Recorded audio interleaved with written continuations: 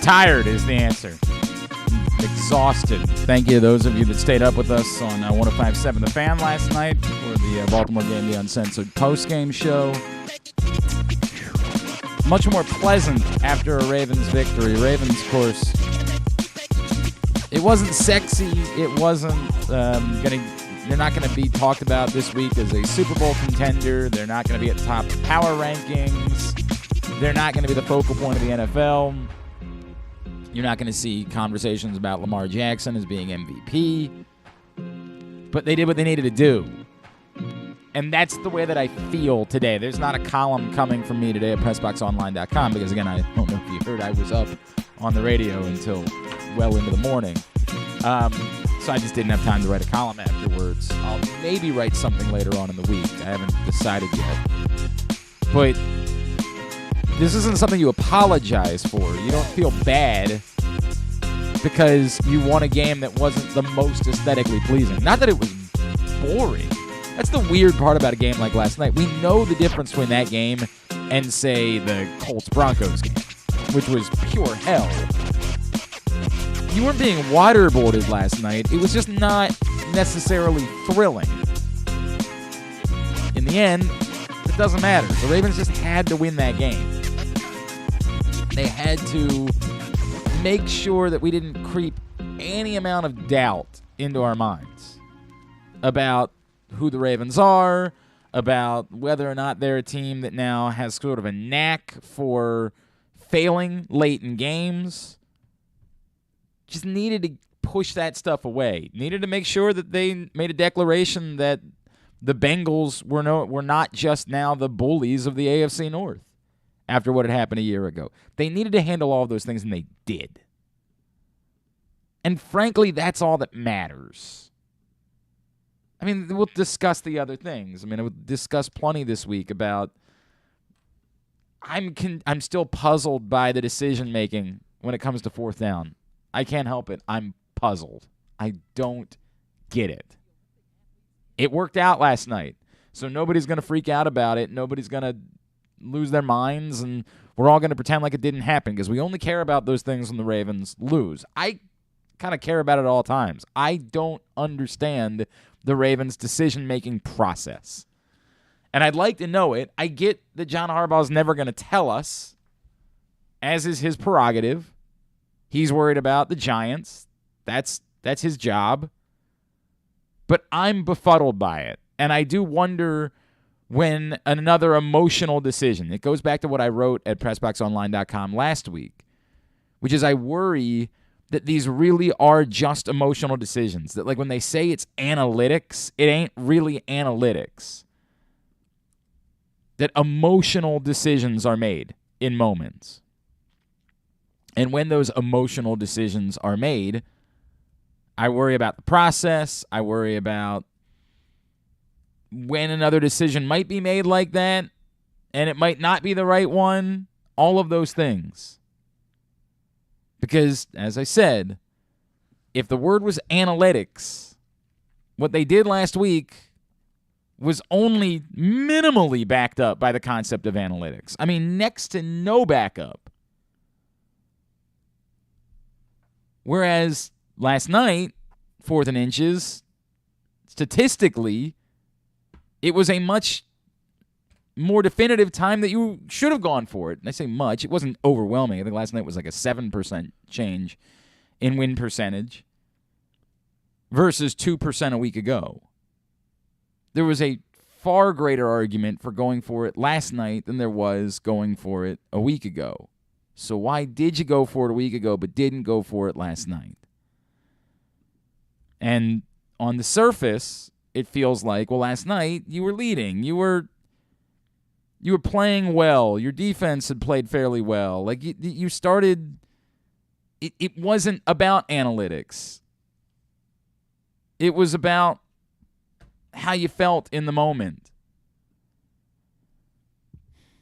And I worry about that. I just worry about this team making emotional decisions, and it feels like it's been a few years worth of frustrated and emotional decisions.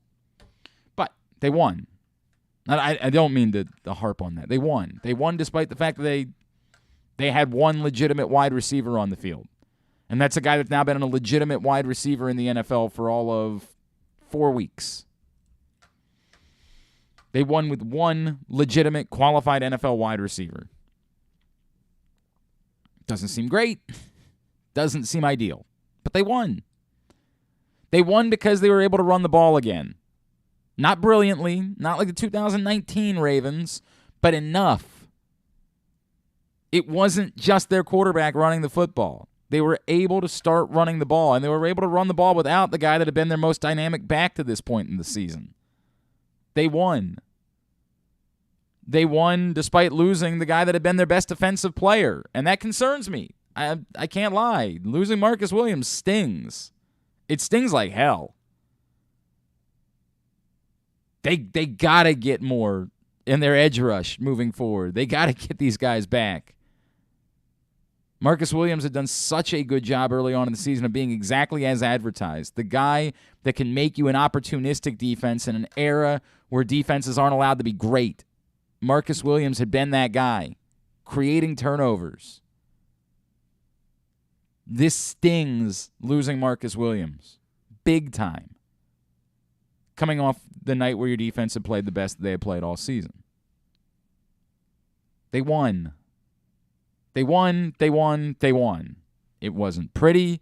It wasn't even necessarily fun. If we're being at no point last night did I feel like it was a lot of fun watching the Ravens. It was more like, oh God, just somehow survive this. When they were giving Devin Duvernay the ball in the backfield, I thought that was pretty neat. That was pretty it fun. was neat. Greg Roman was kind of in his bag a little bit. I mean, it was clever, I guess. They're using him like Debo a little bit. Yeah, a lot of people are still confused, though, as to why you wouldn't be using J.K. Dobbins more. Why are you still holding back J.K. Dobbins? It's interesting. That was one of the storylines we discussed last night on the Project Game Day halftime show. By the way, this is Glenn Clark Radio. I don't know I'm exhausted. I'm so tired. It is Glenn Clark Radio. I'm Glenn. He's Griffin. Do they know who's coming up on the show? We'll get there. Okay. Settle down over there. Settle down. I'm trying to help. Settle down. Today's show is brought to you by I don't know if there are bags on my eyes or not. It's bad. It's bad. It's one of those days where I'm only semi-functional. You're doing pretty good. And I already know that I can't get a nap. There's just no... And I got to do power rankings tonight, so it's normally one of my later nights during the week. So this is going to be even worse tomorrow. There's no... The earliest I could be caught up, the earliest I could feel normal is Wednesday. And I'll bet against it. I'll just go ahead and bet again. This thing could linger into the weekend. And I'm thinking, I think I have to work 12 jobs this weekend. So really, it might be 2 weeks before I'm right again. So, hey, enjoy.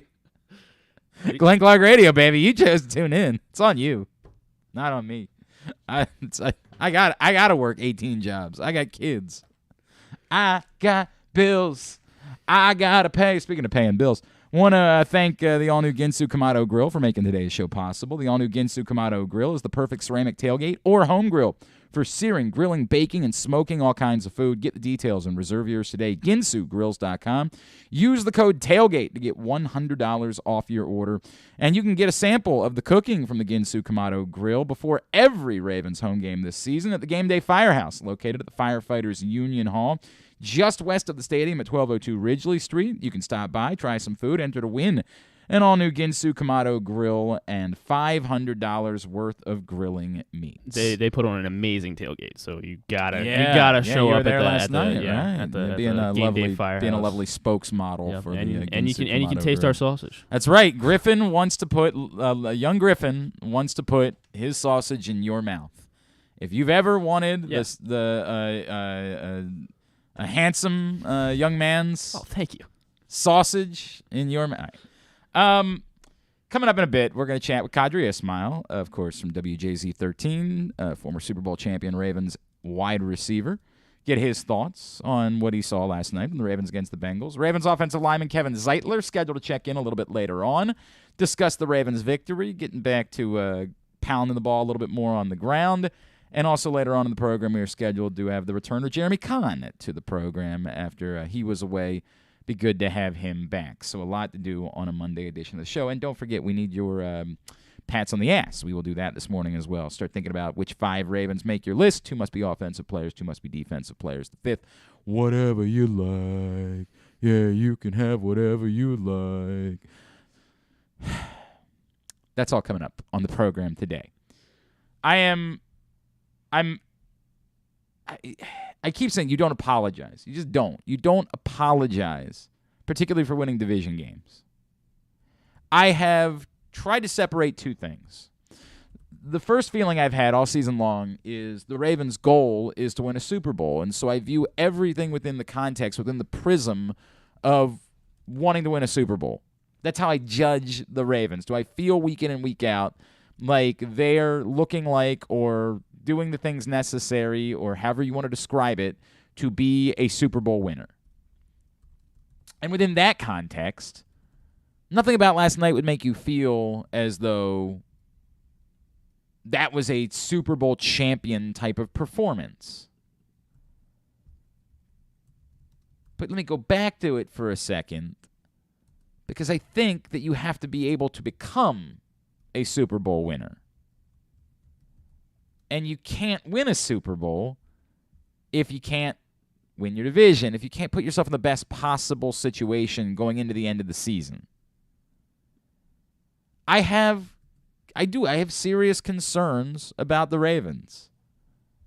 The offense looked wildly different, just subtracting one player. Am I surprised by that? Not necessarily. And this goes back to, I'm not trying to harp on it, but it goes back to all summer long when we talked about, do the Ravens have enough? And I would have people telling me, well, don't forget Mark Andrews is more like a wide receiver. And yeah, it's great to have Mark Andrews. Big Mark Andrews guy over here.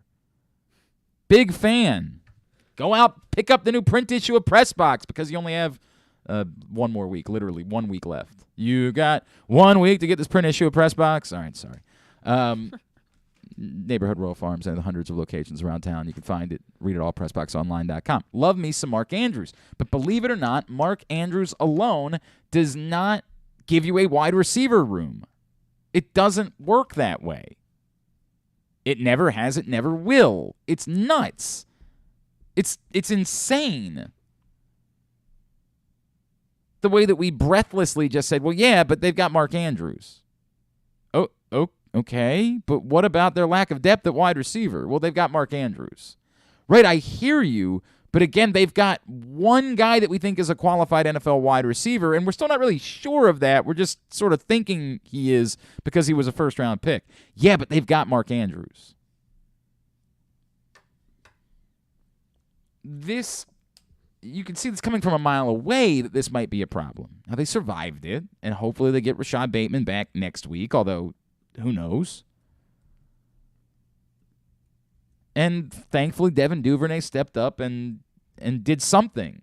I don't want to sound like I'm taking shots at Devin Duvernay. I mean, bless him for stepping up the way that he did.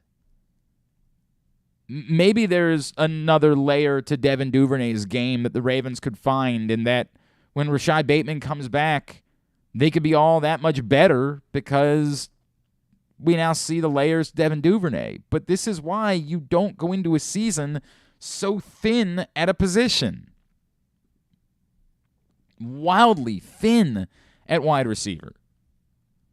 How much does that impact Lamar Jackson? I mean, I can't say that it's the lack of depth at wide receiver that made him miss 3 throws really badly last night. I've always said it's tough with these bombs, and I'm not going to feel any different with Lamar Jackson than I'm going to feel with other quarterbacks. We like to pretend these things are easy, that everybody should be able to hit bombs down the field. They're not. Now, these are very high-level NFL quarterbacks. In the case of Lamar Jackson, we happen to think he's one of the best.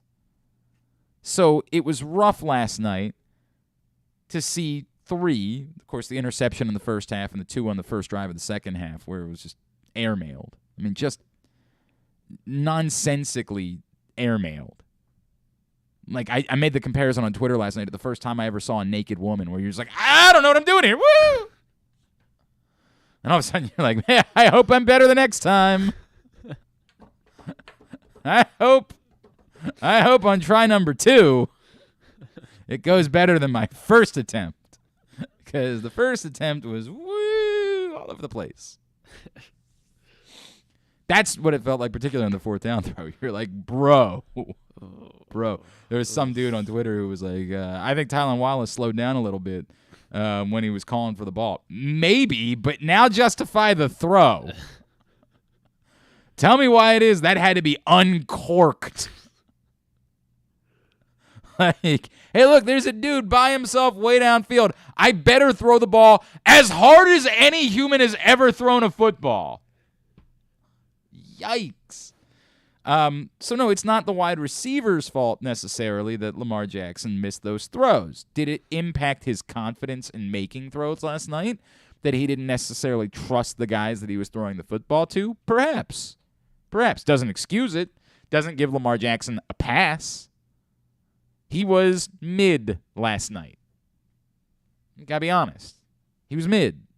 Now, he made the plays he needed to make on the final drive of the game to win. Bless him for that. And he wasn't bad. It's important that we say that. It's not like Lamar Jackson was bad last night. He was mid. He was fine. He was good enough. I thought that he needed to be Superman in order for them to win last night. Thankfully, the defense came to play, and so he didn't have to be Superman last night in order for the Ravens to win. Which is good, because he wasn't. He did enough for the Ravens to win. The wide receiver thing, I can't believe. I was thinking about if I had written a column last night, I might have made a comparison to, like, if you dated someone and they had a really weird-sounding laugh. Did you see that video of that French talk show from a couple weeks ago where they put, like, 18 different people that had bizarre-sounding laughs together? You should find this clip because it went viral, and it was the sound that you hear is just overwhelming. Like, imagine if you dated someone, and when you first start, I don't know if Griffin knows or not because I don't know about Griffin's dating history. When you first start dating someone and you just kind of accept everything about them, like nothing. You're so caught up in it. You're so head over heels. It's the puppy love feeling that you have that none of their flaws matter to you. Like, because you're just so into it when you first get into it. And so you don't even notice that when that person laughs, it sounds something like, you don't even notice it. All of your friends do, of course. That would be an unbelievable laugh. I feel like I might notice that. You got to find this thing. That's what these people sound like. Okay. They're like sitting on a stage at a bunch of people. It's a talk show. Let me see if this is it. Yeah. Okay. All right. I don't. Non? Ah oui, mais ils sont dans la voiture.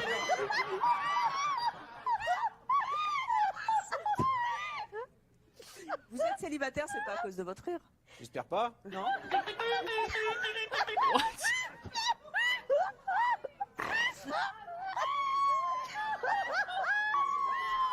It's about a minute long. I mean, we don't have to listen to the whole thing. I think you get the point. It's just these weird-sounding laughs, right? So just imagine you meet someone, you fall for them, you don't even notice that they have this really weird-sounding laugh. All of your friends do. And all of your friends are talking about it when you're not around. Like, yo, what is the deal with, like, Griffin's girl? Like, when she laughs, I want to blow my brains out. Like, she's cool. Like, we're fine. But, like, what is that? Is that real? Is it fake? Is she doing that? And then, like, it starts to become an issue because they think that they might hate her because they think that she might be doing it to get attention, whereas you don't even notice it. Then they try to talk to you about it, like, yo, you noticed Kelly? We want to tell you, Kelly, she's wonderful. Kelly, we love her. What do you think about that laugh? And you're like, what laugh? She's gorgeous. What are you talking about? She's amazing. She's the greatest thing that ever happened to me. And you're like, right. But have you noticed the laugh? You're like, no, I haven't noticed the laugh at all. What are you talking about? And literally, the laugh sounds like this. And, like how could you not notice it? But you're in love. You're in love, so you don't notice it. And then all of a sudden, the honeymoon period starts to come to a close. You've been in the relationship for a little while, and one day you notice. One day you notice the laugh. And then you're like, well, I'm not going to break up with somebody because of the laugh. Maybe you bring it up at some point. She's like, look, I know it's just the way that I laugh, but there's nothing I can do about it. And you're like, right, but could you try? Could you consider fixing it? Like, is there anything? Could we try to get you to laugh like a normal person? And then all of a sudden, you always notice it. Now, it's the only thing you notice. Now you've forgotten that she's attractive. You've forgotten that she does nice things for you. The only thing that you notice is the laugh. So sometimes you try to make excuses. All right, fine. She's wonderful. She's great. She's the best thing that ever happened to me. I can deal with the laugh. It's just a laugh. Then other times you feel like you're legitimately being tortured. Other times you feel like you're in hell. I don't know if this relationship can survive. And it's over a stupid, it's a laugh. There's so many good times. She does wonderful things for you. She surprises you at work. She brings you lunch. She's perfect. But she's got that laugh, and you feel like you're being waterboarded at times. I bring this up, not because I've ever experienced, not with a laugh. I think there are similar things that I've dealt with in relationships in my life. But I bring it up because it's how I feel with the Ravens and wide receivers. That's the comparison. The comparison is there is a flaw that isn't necessarily fatal, but feels like it can be. It's an organization that's managed to win an awful lot. Your relationship with your football team, if you've been doing this for a long time, has been very healthy. You're not a fan of the Jaguars or the Jaguars lost to the Texans. You're not a fan of the Lions. You're not a fan of the Commanders. You're a fan. You have a very healthy football relationship. It's just there's this one thing, her laugh. And in this case, the Ravens, her laugh is the Ravens and wide receivers. When Demarcus Robinson got to say his name in like his school on the NBC, this is I was like, I felt sick. But think about all of the guys that have been able to introduce themselves to the world as Ravens wide receivers over the years, like who got the start. Like I know, and guys, by the way, Marlon Brown stands out. We treat Marlon Brown like he was a great player in Ravens history. Because that's how bad it had been at times. Kamar Aiken was a great Ravens receiver. That's what we do. Because we're like, God, it was so bad that we were happy to have them. The guys they bring in at the end of their career, like they still had something to offer. The Michael Crabtrees and the Jeremy Macklins of the world. Actually, you'd argue that Willie Snead not Willie Snead, John Brown, you definitely argue had something to offer by the point that he arrived in Baltimore. Certainly in comparison to some of these other guys. Kelly Washington. You could go on forever, baby. This thing, it's insane. It's the laugh of football. You can't believe that we're doing it again. Again. The Ravens and the wide receivers. Rashad Bateman gets hurt, and you're like, what the hell? How are we here? We're getting upset that Andy Isabella hasn't signed. How pathetic is that? How sad is that we are upset that Andy Isabella hasn't signed with the Ravens? God. It concerns me. It concerns me a great deal. Do I think it will be fatal? No. Although they damn well better keep Mark Andrews healthy. Could you imagine if they lost him? Let me just cancel it. Cancel all of it. Stop. Do I think it'll be fatal? Not necessarily. And again, you're supposed to get Rashad Bateman back. This isn't supposed to be season ending, so it should be all right. But yuck. It's bad. It's really bad. Still, they won. And these things are eminently more solvable when you win. Dealing with them, trying to put the pieces together, far easier to do when you're winning. Again, you don't apologize. You don't feel bad about it. The Ravens won. They're flawed. They have problems. I'm worried about the Giants. I'm really worried. Everybody keeps talking about how the schedule opens up for the Ravens moving forward. I'm like, have y'all seen the Giants? Are you familiar? I get it. We thought they were going to be garbage. And I'm still trying to figure out what's going on there. But, I've seen enough that we can't just say it's smoke and mirrors at this point. It's a Wink Martindale revenge game. Yeah, there's a little bit of that. Those things don't work me up the same way, but I get it. It's there. There's no doubt. It's there.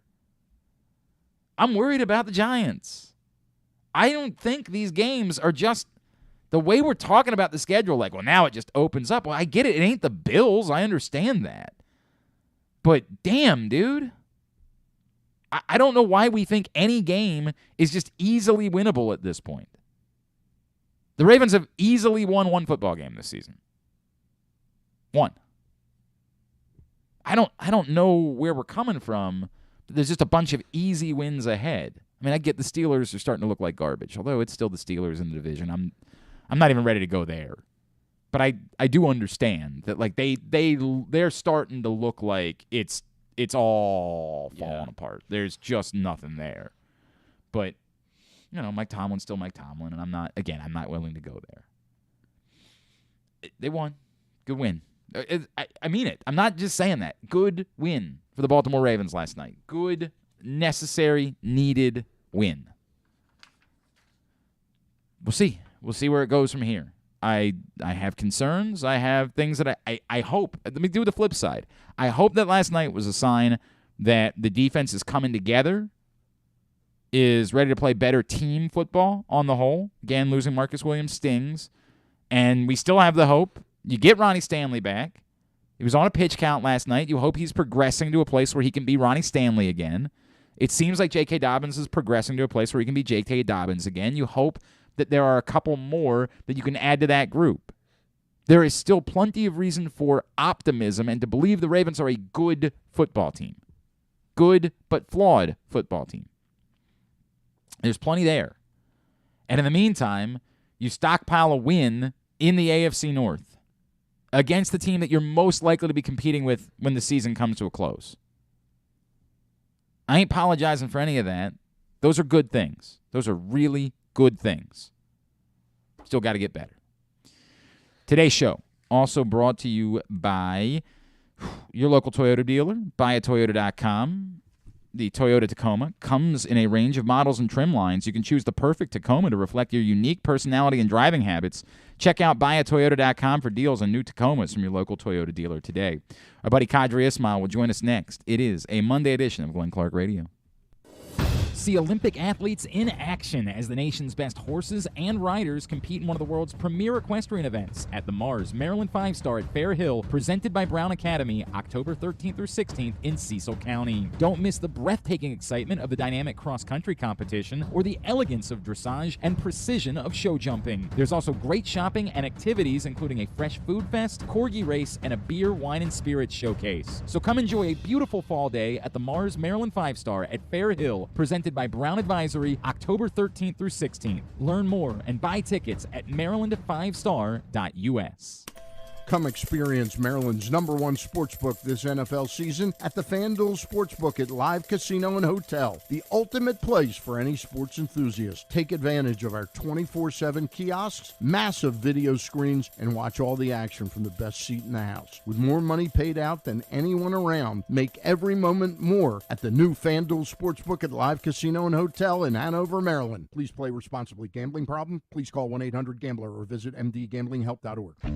Whether your focus is luxury and comfort, convenience and technologically advanced connectivity, or sporty performance and aggressive styling, we've got the perfect Highlander for you. Check out buyatoyota.com for deals on new Highlanders from your local Toyota dealer today. The Baltimore County Police Department is hiring. Entry-level officers start at close to $59,000 a year with a $10,000 bonus. Some restrictions apply. Plus a great retirement plan, medical, dental, and vision insurance, advancement to specialized units, tuition reimbursement, 15 sick days earned per calendar year, and even further incentives for military members and veterans. If you have a passion for service and want a career for life, visit joinbaltimorecountypd.com or call 410-887-5542. You must be a United States citizen, possess a valid driver's license, and have a high school diploma or GED equivalent. The Baltimore County Police Department is an equal opportunity employer. Sports betting has come to Maryland, and we're ready to help you win some money. Tune in for Simply the Bets every Tuesday morning at 11:40. FanDuel Sportsbook GM Leon Twyman and VSiN's Aaron Oster join the guys every week to give you all of the info you need and offer you a few winners. And every other Thursday at 11:40, tune in for Weekend at Bookies as Andrew Stecca and Alloy Sports' Brad Kronthal help make you some money for the weekend. So come win some money with us on Simply the Bets every Tuesday and Weekend at Bookies every other Thursday. Brought to you by the FanDuel Sportsbook at Live Casino and Hotel Maryland. Listen at PressBoxOnline.com/radio. Watch at YouTube.com/PressBoxOnline. Experience the best in Kamado Grilling, a complete outdoor cooking appliance. The Ginsu Kamado Grill allows anyone to sear, grill, bake, and smoke all types of food. Designed for efficiency and function, the Ginsu Kamado Grill upholds the enduring legacy of the iconic Ginsu brand. The Ginsu Kamado Grill is perfect to cook all year round, is great for parties, and ideal for tailgating with your friends. Reserve your Ginsu Kamado Grill today at ginsugrills.com and get $100 off on your pre-order when you use the promo code TAILGATE. That's ginsugrills.com. Reserve yours today. Join Glenn at halftime of every Ravens game for the Project Game Day halftime show at facebook.com/PressBoxSports. We apologize in advance. There's not much we can do about his face. All right. Those of you that are getting worked up about J.K. Dobbins liking a tweet, I mean this. I'm going to steal from my friend, the NFL chick, Sarita Hubbard. Go outside. Touch grass. You guys have to stop freaking out about things that don't matter. Stop it. Get a hold of yourself. We just live in a world that isn't real. J.K. Dobbins, click like on a tweet. First of all, I got to be honest with you. I believe there are times where I've liked tweets that I didn't mean to like, or liked Facebook posts that I didn't mean to like. I was just looking at something and I click like, right? That's happened. So let's start with that. Read way too much into it. 2, even so, a week ago we were all worried about how emotional Marcus Peters was. How'd that work out last night? Clearly a big problem for Marcus Peters, right? Clearly it wasn't something that he and John Harbaugh were able to overcome. What a disaster it proved to be. Dudes get emotional. It happens. J.K. Dobbins wanted to be back for week 1. The Ravens said, hey, no, we're not worried about week 1. I imagine that J.K. Dobbins probably wants to be more involved with the offense right now. Ravens saying, hey, we're going to slow down on all that. We'll get there, just not right now. It's okay. If he's emotional about it, let him be emotional about it. It's fine. You get way too worked up about dumb things, like who's liking what tweet. I hate it here.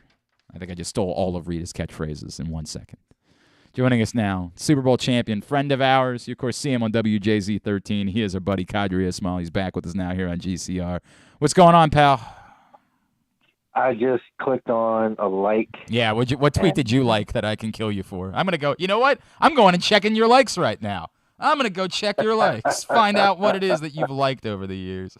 You know who messed this whole thing up, though, is Kyler Murray, and by him scrubbing his page and right. making a big old thing out of it. And then you had Deebo Samuel over the summer. He scrubbed his page. And I think basically that's the way in which, from a cognitive dissonance standpoint, guys are communicating. And for some of us, you know, it's new. For some of us, that's just how, hey, the young crowd or the generation communicates. And so it is something that you have to adjust and adapt to if you're management. Fair. But fan base wise, I think it's much to do about nothing. Yeah, the Ravens won last night. It's okay. It's okay to enjoy it and just maybe like worry about those things if you need to worry about them. Now, this is weird. I just checked your likes, and the first one I see is that guy they have doing post-game on 105.7 stinks. I don't know who he is. I think his name is Glenn Clark. And you click like on that. Now that's, I was ready to click the love button, but there was none. Hey, look, I don't have a strong take about what happened last night, right? Like they got a much-needed, necessary victory against a good football team. It wasn't sexy. It wasn't, the greatest game ever played or something like that. But they didn't need it to be any of those things. They just needed to get a win. They got it. I don't think it requires much stronger statements than that. I mean, but I think it's the how they won. It is a narrative being played that is the majority of it is true, that, Lamar Jackson is putting his team on his back, and, it's all Lamar that has gotten them to a 2-2 mark. And if a guy on defense or a guy on offense could have stepped up, they could have easily been 4-0. And I think last night was a game in which Lamar wasn't his sharpest when it came to a Tyler Wallace or Devin Duvernay or what was the interception? Was that? I think that might have been a Robinson as well. But those are 3 plays where, we saw even in the game that Lamar was making those type of throws, but he was missing those throws in particular. And you saw it where, he was running the ball, but it was more along the lines of J.K. Dobbins running the ball. Yep. So that's on the offensive side of the thing. When you look at it from a defensive side of the thing, you referenced Marcus Peters, but watching him when Jamar Chase would come up to the line and he was on Marcus Peters' side, it was interesting because Marcus Peters, he would play off coverage and then all of a sudden he'd come up to the line and quick jam him or get in his face and pretty much just disrupt his timing. I saw, a motivated, consistent throughout the game. I think sometimes Marlon Humphreys gets bored. That's just my opinion. That's not anybody else's. I'm sure on social media, people are like, what are you talking about? Mac and cheese, what the hell? But I think, at times it just seems that way. But I thought he was as locked in as it got last night. The two ends in Jason Pierre-Paul and what you saw from Odafe Owe was just that of legend. It harkened me back to the double nickel days where, T. Sizzle and company would handle things. And Jared Johnson, he was always setting the edge. So I think it was a game in which, the score might not have been sexy, but the how the team-wise in which they went out there and took command was what was important about that win. Does it concern you losing Marcus Williams? We saw the last drive, obviously, when he wasn't on the field, and this has been the guy that's been their best defensive playmaker so far. Does it concern you at all that, whatever steps forward they might have taken last night, that could be damaging and might be taking a step back? Of course, always. You're people talk about some depth, DEPTH. That word is such a crazy word. It can mean that, you have done a great job of building a team. It can mean that, you got guys that can just step in, plug and play. But make no mistake about it, somebody has to start. And usually that starting guy somewhere along the lines, when you add it all up, the coaching staff, came to an agreement that he was your best player for that position. And I think for Marcus, for him to be out and have the dislocated wrist, that's a concern. And sure, Geno Smith went in there and he did well and all the things. And, I'm sure, Kyle Hamilton is going to, continue to grow as a young player. But ultimately, Marcus is the guy when it comes to playmaking and his range. I mean, I'm like, wow, you see it. You see how quickly he can cover ground and help, cover up for a potential misfire from one of his teammates and how he plays the game. It's impressive. So he's going to be missed. He is Qadry Ismail. He's with us here on Glenn Clark Radio. Qadry, the way that Greg Roman used Devin Duvernay last night, something that I think a lot of Ravens fans have been screaming about. Hey, you got this guy with this unique skill set and all this speed. Find some different ways to get the ball in his hands. They did. They found a bunch of different ways to get the ball in his hands last night on a night where they didn't have Rashad Bateman. Is this the way they should be using Devin Duvernay moving forward? Honestly, I think so. When I talked to him last night, he was just like, man, that's just what I do. It was just so matter of fact. He was like, yeah, I definitely know that, we just went out there and there was nothing special. So I like that. In other words, you know what? I'm not going to get all on the hype train. I'm not going to, jump up and down and say, I told y'all so, y'all should have been.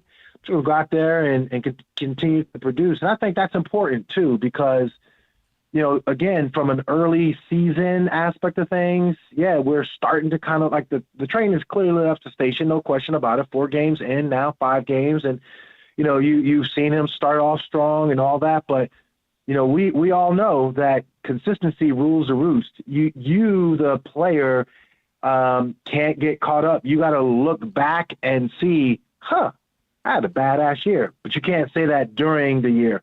As a matter of fact, case in point, prime example, so take off a Devin Duvernay and put on a Mark Andrews. I remember interviewing him and after a game, and he was like, he was just kind of like, ho hum, I'm a rookie, but, I feel good about what I'm doing, and, so be it.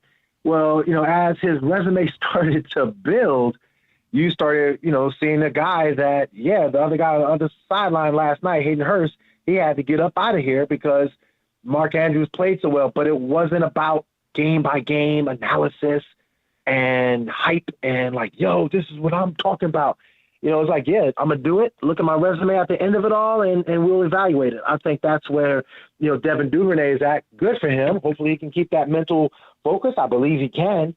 But for, Raven fans, I think there's a smile kind of going across our faces because the dreaded divisive name that people get all one way or the other about, Greg Roman. Greg reached into the vault. Yep, very much so. And he used Devin Duvernay. All right. Very creatively. I mean, I loved it. He was in his bag last night. I'm for it. Let's keep going. I dig that. Qadry, with that said, you point out, I think the big story offensively last night is the Ravens ran the ball, and they ran the ball with guys who weren't named Lamar Jackson, and we've kind of been waiting for that moment. Obviously, it kind of feeds into the conversation with J.K. Dobbins and how they've kind of been easing him back. Do you get the sense of that they're on track, that Dobbins, as they continue to let him get more and more touches, and as Ronnie Stanley likely plays more and more snaps in the coming weeks, that we're starting to see a reminder that this team's going to be able to run the ball pretty well as the season goes on?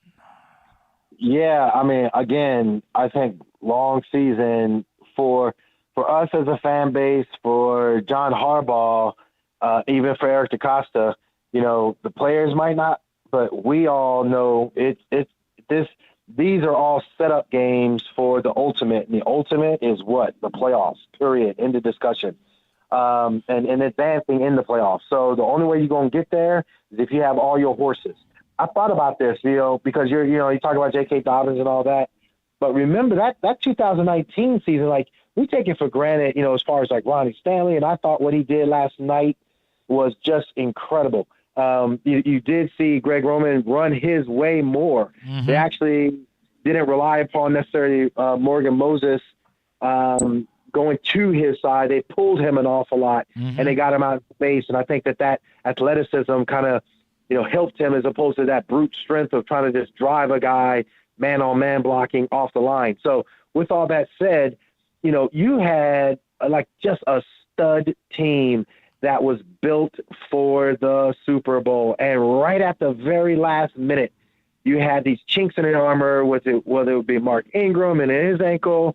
You saw Mark Andrews in the Cleveland game. He got hurt, and then that kind of set them back a little bit. You just start seeing these chinks in the armor, and then you wind up, getting to the playoffs, and you're one and done. Now, with all that, this year, fast forward it to present day, I think it's not about the regular season. It is about, playing clean. It is about putting yourself in position. You flubbed it up twice with Miami and with Buffalo. Buffalo, that could mean that you're probably going to go on a road to Buffalo.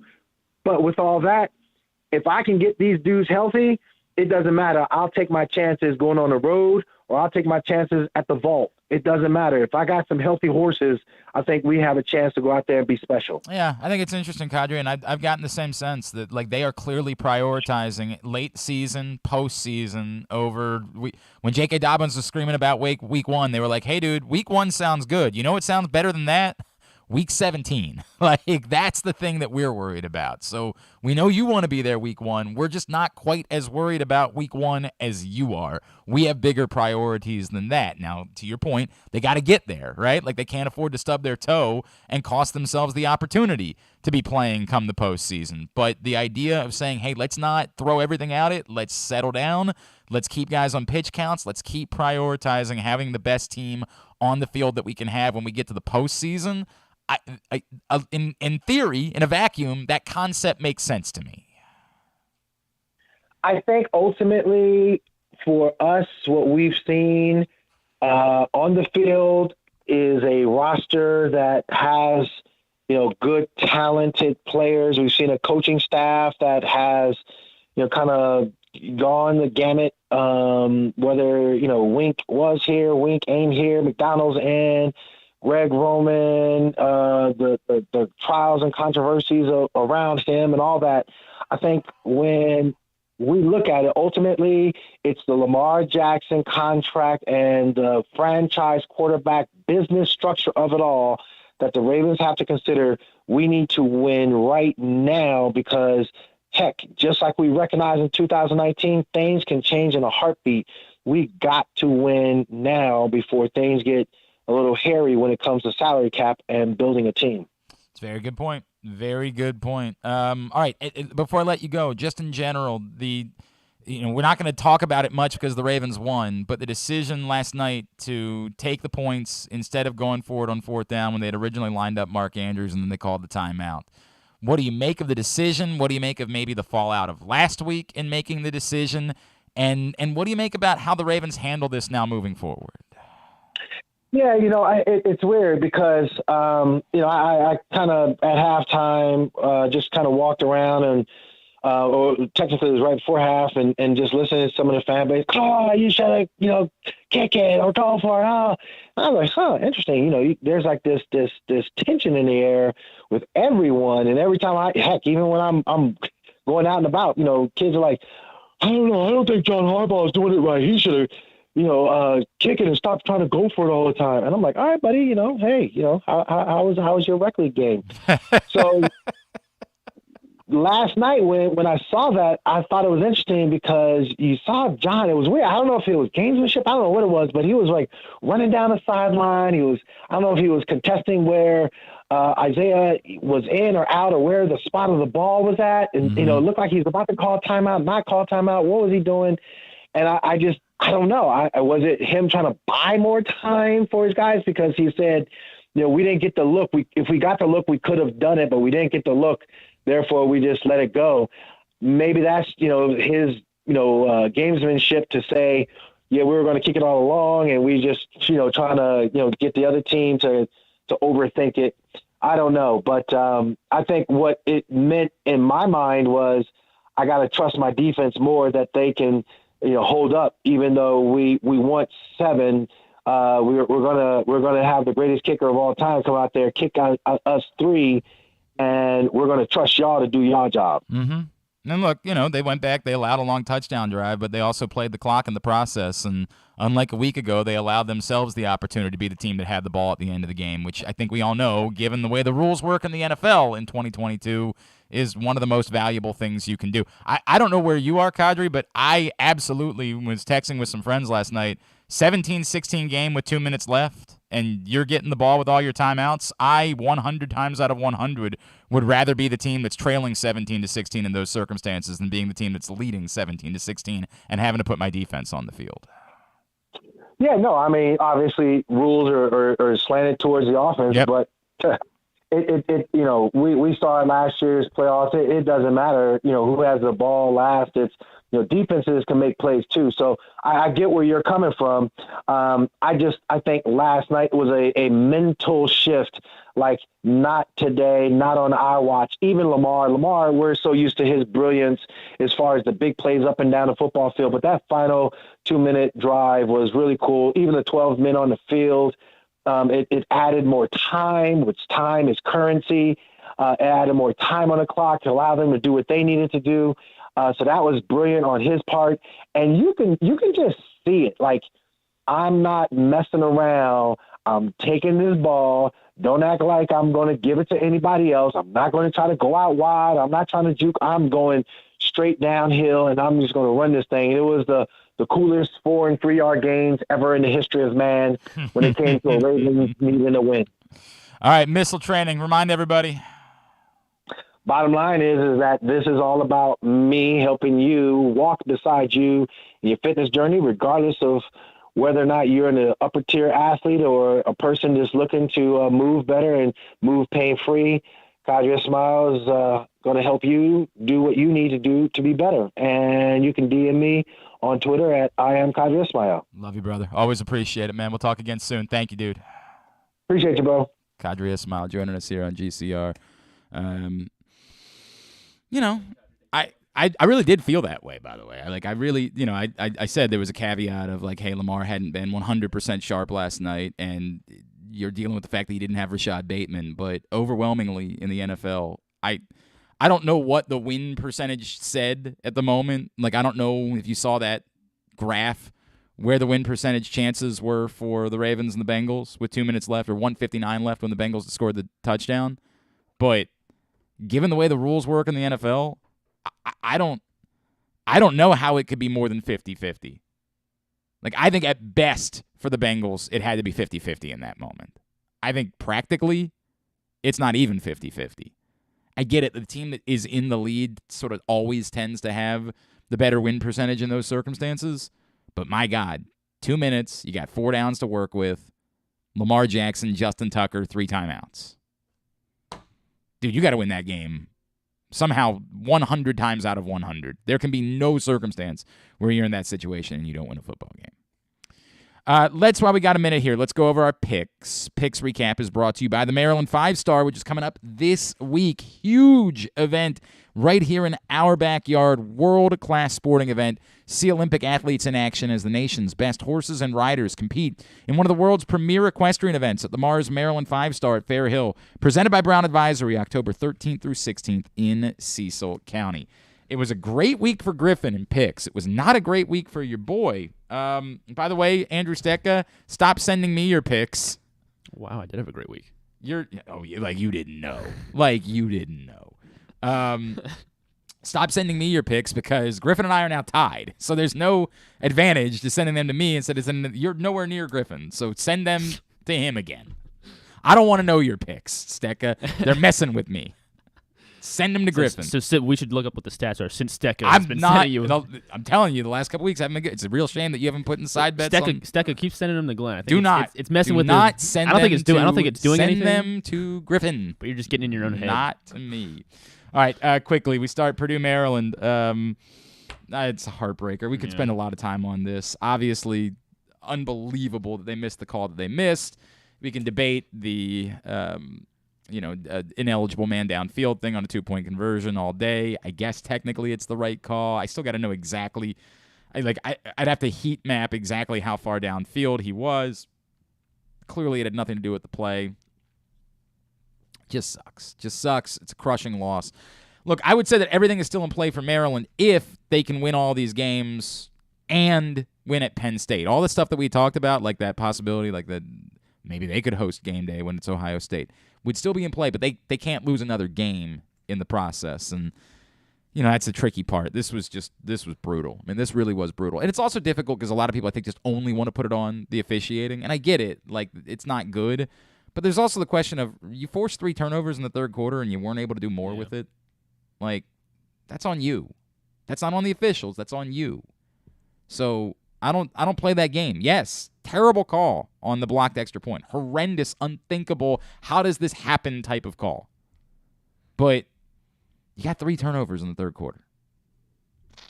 It's a little disappointing. Maryland loses 31-29. I get that point with KO and Stecca. I have no idea why I was on Oklahoma. 49-0. That was a brutal point. That's the reason why I finished in last this week is because of that game. Kansas Tech TCU was a push as TCU wins 38-31. I got the final score, like the winning score, right. I said the winner would have 38 points. I thought it was going to be that's right. overtime. You really did go hard on that for no reason at all. Nobody asked for that. Giants not only covering but winning outright in London. They're 4-1 as the Ravens get ready to go there. I haven't even looked at the spread yet for this week. I would at this point actually think the Giants might be favored by a half a point or a point. Maybe not. Maybe the Ravens still get a half a point or a point. I don't know. Or it's a pick 'em, man. I don't know how we can keep disrespecting the Giants. I understand that we didn't think they were this good. Wow. What? It is Ravens minus 5.5. I don't understand that at all. At some point, you know what? The only part I can give about that is that I think a lot of people are worried about a team that doesn't get a bye coming off their London game. That what's the impact of that? What's the impact of a team that has to play the week following a London game? And I think that probably impacts the line a good bit there, but I don't like that line. I believe both teams won because the Saints won and then the Vikings won as well, right? Both teams did win. That's a good point. That's a very good point. Now, they both played bad teams in the process. Also true. I don't know. It's a weird line to me. It's a very weird line. I don't It's a very weird line. Not worried about the Packers. They're minus 7.5 against the Jets. So It's a weird line, too. It is in Green Bay. Yeah. Anyway, the Giants won 27-22. Myself, Griffin, Paul Valley, and John Proctor all get that point. Griffin, lone wolfs it with Cleveland. Goofy game. That's exactly what I wanted to happen. Don't know at all what's going on in the mind of Brandon Staley there. Like, I get the idea that you're like, hey, we could go win the game ourselves. Right, or you could put them in field goal range. Now, thankfully, Cleveland's kicker stinks. I have some of these decisions that are being made, man. I'm like, bro, what are we doing? Also, we did some fall. The family and I did some fall stuff yesterday. We were celebrating a basic white girl weekend. Nice. And on the way back from the lovely Gaver Farm, big fan of Gaver Farm out in Mount Airy. It's a good. You got to give a nice drive there, but it is worth it. It is an awesome place. On the way back, I pulled this game up, and we got to talk about Greg Gumbel at some point. Like, at no point was he explaining the circumstances of the game. At no point was he saying, hey, this is a critical play. If they convert it, they win. In fact, he was talking about it when Cleveland got the ball back, when the Chargers got the ball back, as if the Chargers had already won the game. It's a very bizarre scenario with the broadcast, and I love Greg Gumbel, but I think he might be losing a little heat on the fastball. Moral of the story for us is that Griffin steals a point that way, as he was the only one on Cleveland. They do indeed cover 2.5. They were getting 2.5. They lose by 2. That's a classic cover. That is exactly what you're looking for in a cover. Atlanta covers. They lose 21-15 to Tampa Bay. Obviously, the big story of that one, the controversial roughing the passer call on Grady Jarrett, which was nonsense. And it was Jerome Boger again. Yes, who, of course, called the roughing the passer last week on Brandon Stevens. And, yeah, not a good look for the NFL. Tampa was favored by 9. They do win. They do kind of right the ship a little bit, but Atlanta gets the cover. So Griffin, John Proctor, and KZ all get that point. It was a bloodbath for me. I went 1-5 in NFL picks this week. Bloodbath. Rams, fraudulent. I don't know what the hell is going on. They look horrible. I mean, like a special kind of horrible. What? Like a Matt Stafford looks like Matt Ryan trying to throw the ball the other night. Like, they can't get the ball downfield. It's not part of their offense to throw the ball downfield any longer. Weird bit, man. I don't know how to describe what's going on with the Rams. They lose 22-10 to the Cowboys at home. Brutal. I mean, brutal what's going on with the Rams at the moment. Cardinals get a cover, 20-17. I didn't have the balls to do it. I did say this has that feel of a reverse lock, right? But I didn't have the balls to do it. Cardinals get a cover, 20-17. However, the Eagles, of course, remain undefeated. They are 5-0. Not necessarily pretty, but who cares? They're 5-0. They win. And then none of us got last night, as the Ravens were favored by 3. They win by 2, but who the hell cares? It's a big Sunday night football matchup now with the 5-0 Eagles and the 4-1 Cowboys. God, I hate this so much. I hate the fact. God damn the Cowboys. What's going on with Micah Parsons? What's the story there? Good question. You don't know? I don't know. Okay. I can try to find out. That's a big deal for them. That's a pretty significant deal for them, whatever might be going on with Micah Parsons. For the week, Griffin, 5-3, as is John Proctor, 5-3. So 2 guys that have been lingering more at the bottom make moves this week. And now we have a new vice worm, as Paul Valley is the vice worm. The bad news for Andrew Stecca is that Paul Valley is much closer to the top of the table than he is the bottom of the table. Stecca continues to be very comfortable in his standing at the bottom of the table. The way it shakes out, KZ is at the top still. He's a game in front of myself and Griffin now. Yeah, we're both. That's right. This is the bad news. 500 is now second. Not a great sign. Not a great sign. But again, I blame Andrew Stecca for my troubles. So KZ's at top, 26-24. Griffin and I both 25-25. Kyle and John Proctor both 2 games back at 24-26. And then after that, that's where you find Paul Valley, 23-27, 3 games back, but vice worm at the moment. Stecca is the worm at 18-32. Oh my God! I mean, 18-32. Stecca went 3-5 this week, which again, not a good week, but not as bad as my week where I went 2-6. Gross. Just gross. Again, playing for a little bit of cash at the top of the table. At the bottom of the table, we're trying to avoid being the one who's got to come in here and do all the worm-related activities. Not something that any of us want to do, eating a worm burger and dressing like the worm Dennis Rodman and performing the worm and then getting stink-faced. It's not going to be pleasant. Picks Recap was also brought to you by the FanDuel Sportsbook at Live Casino and Hotel Maryland, the place to watch and bet on all of the football games this season. And you make a $25 futures bet on the Super Bowl right now. You can register that bet to win a pair of tickets to the Super Bowl in Arizona. FanDuel.com/SBNAZ. $25 futures bet on the Super Bowl. Make it right now. You can register that bet to win tickets to the Super Bowl. When we come back in, we'll go over Pats on the Ass, and Kevin Zeitler of the Baltimore Ravens is going to join us in just a bit. Also a rumor that maybe somebody else might stop by at some point this morning. Just not again, one of those things that would be great for us, not necessary for everybody else, but we like those too. It's Glenn Clark Radio.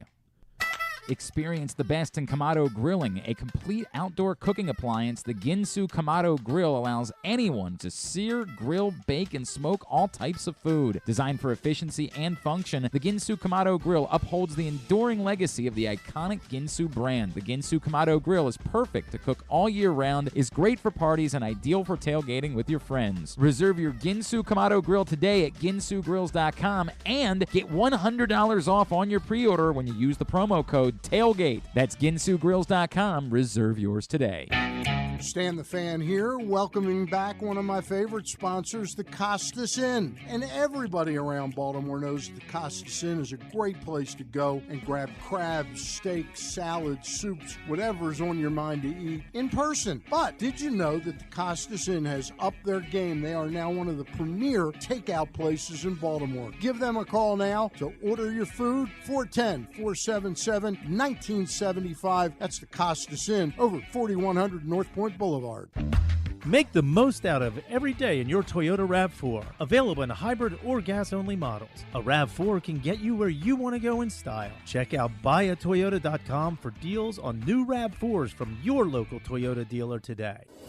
See Olympic athletes in action as the nation's best horses and riders compete in one of the world's premier equestrian events at the Mars Maryland 5-Star at Fair Hill, presented by Brown Academy, October 13th through 16th in Cecil County. Don't miss the breathtaking excitement of the dynamic cross-country competition or the elegance of dressage and precision of show jumping. There's also great shopping and activities, including a fresh food fest, corgi race, and a beer, wine, and spirits showcase. So come enjoy a beautiful fall day at the Mars Maryland 5-Star at Fair Hill, presented by Brown Advisory, October 13th through 16th. Learn more and buy tickets at maryland5star.us. The latest edition of Press Box is available now. On the cover, Bo Smolka profiles Ravens tight end Mark Andrews' path to NFL stardom, from his late decision to play the sport full-time through having to overcome type 1 diabetes and more. Also, inside, we introduce you to football players at Maryland, Navy, Towson, and Morgan State. And we give you everything you need to know for betting football this season. Press Box is available for free at over 500 area locations, including 60 Royal Farm stores. And you can always find the entire edition, as well as the best daily coverage of demos, Ravens, and Terps at PressBoxOnline.com. The Baltimore County Police Department is hiring. Entry-level officers start at close to $59,000 a year with a $10,000 bonus. Some restrictions apply. Plus a great retirement plan, medical, dental, and vision insurance, advancement to specialized units, tuition reimbursement, 15 sick days earned per calendar year, and even further incentives for military members and veterans. If you have a passion for service and want a career for life, visit joinbaltimorecountypd.com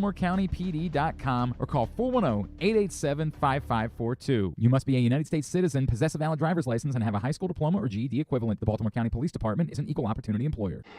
If you can't listen or watch live, you can subscribe to the show via Spotify, Amazon, or Apple Podcasts. Leave a 5-star review while you're there. Or, if lying isn't your thing, we'll take a 3.5-star review too. Hey, we're still trying to nail down the official timing and plans for the next Tyus Bowser show. We will have an announcement, I think, in the coming 24 hours. We believe it'll be next week. We're just trying to nail down everything, so stay tuned.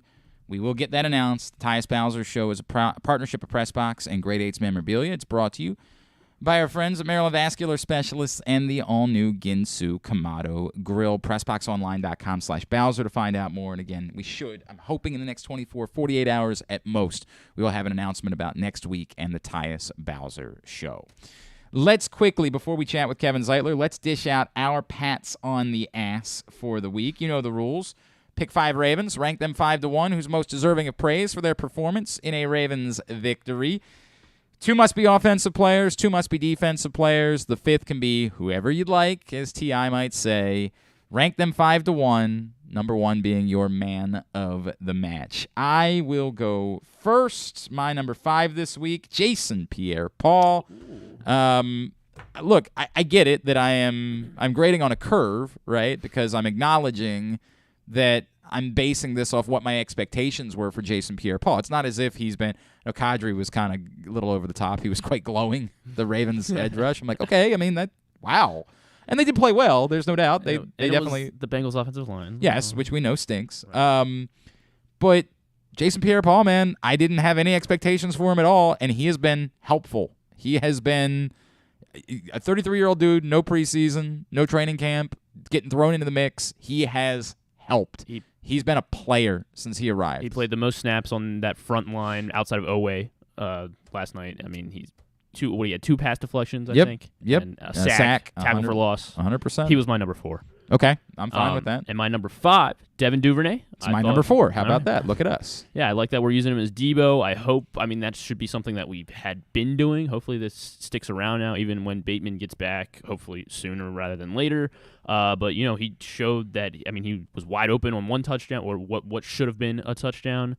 And even though he was the only receiver worth covering last night, and he was still getting open, and he made himself a factor. So I thought, and he just does everything. So I love that they use him in the backfield. He returns kicks. He's a great great might be a strong word, but he's been a very serviceable, really good receiver this season. So look, man, they needed him desperately. They needed somebody to step up. They needed somebody to offer something, and Devin Duvernay did. I don't want to oversell it. I don't want to make it.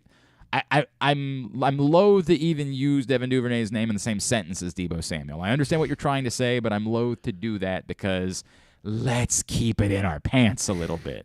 But they needed somebody to step up. They needed somebody to offer something as a threat with Rashad Bateman off the field. Devin Duvernay has been solid all season. So, this was much needed from Devin Duvernay last night. Again, not overwhelming, not, a brilliant performance, but a much-needed performance. So Devin Duvernay was my number 4 because of it.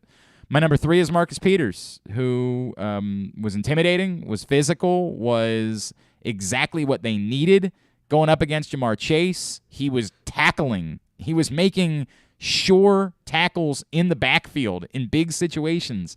Second play of the game, after they had gone underneath the Jamar Chase on the first play and they picked up a first down, Marcus Peters was like, that ain't going to happen again. We ain't doing that again. That ain't going to be the way that this goes.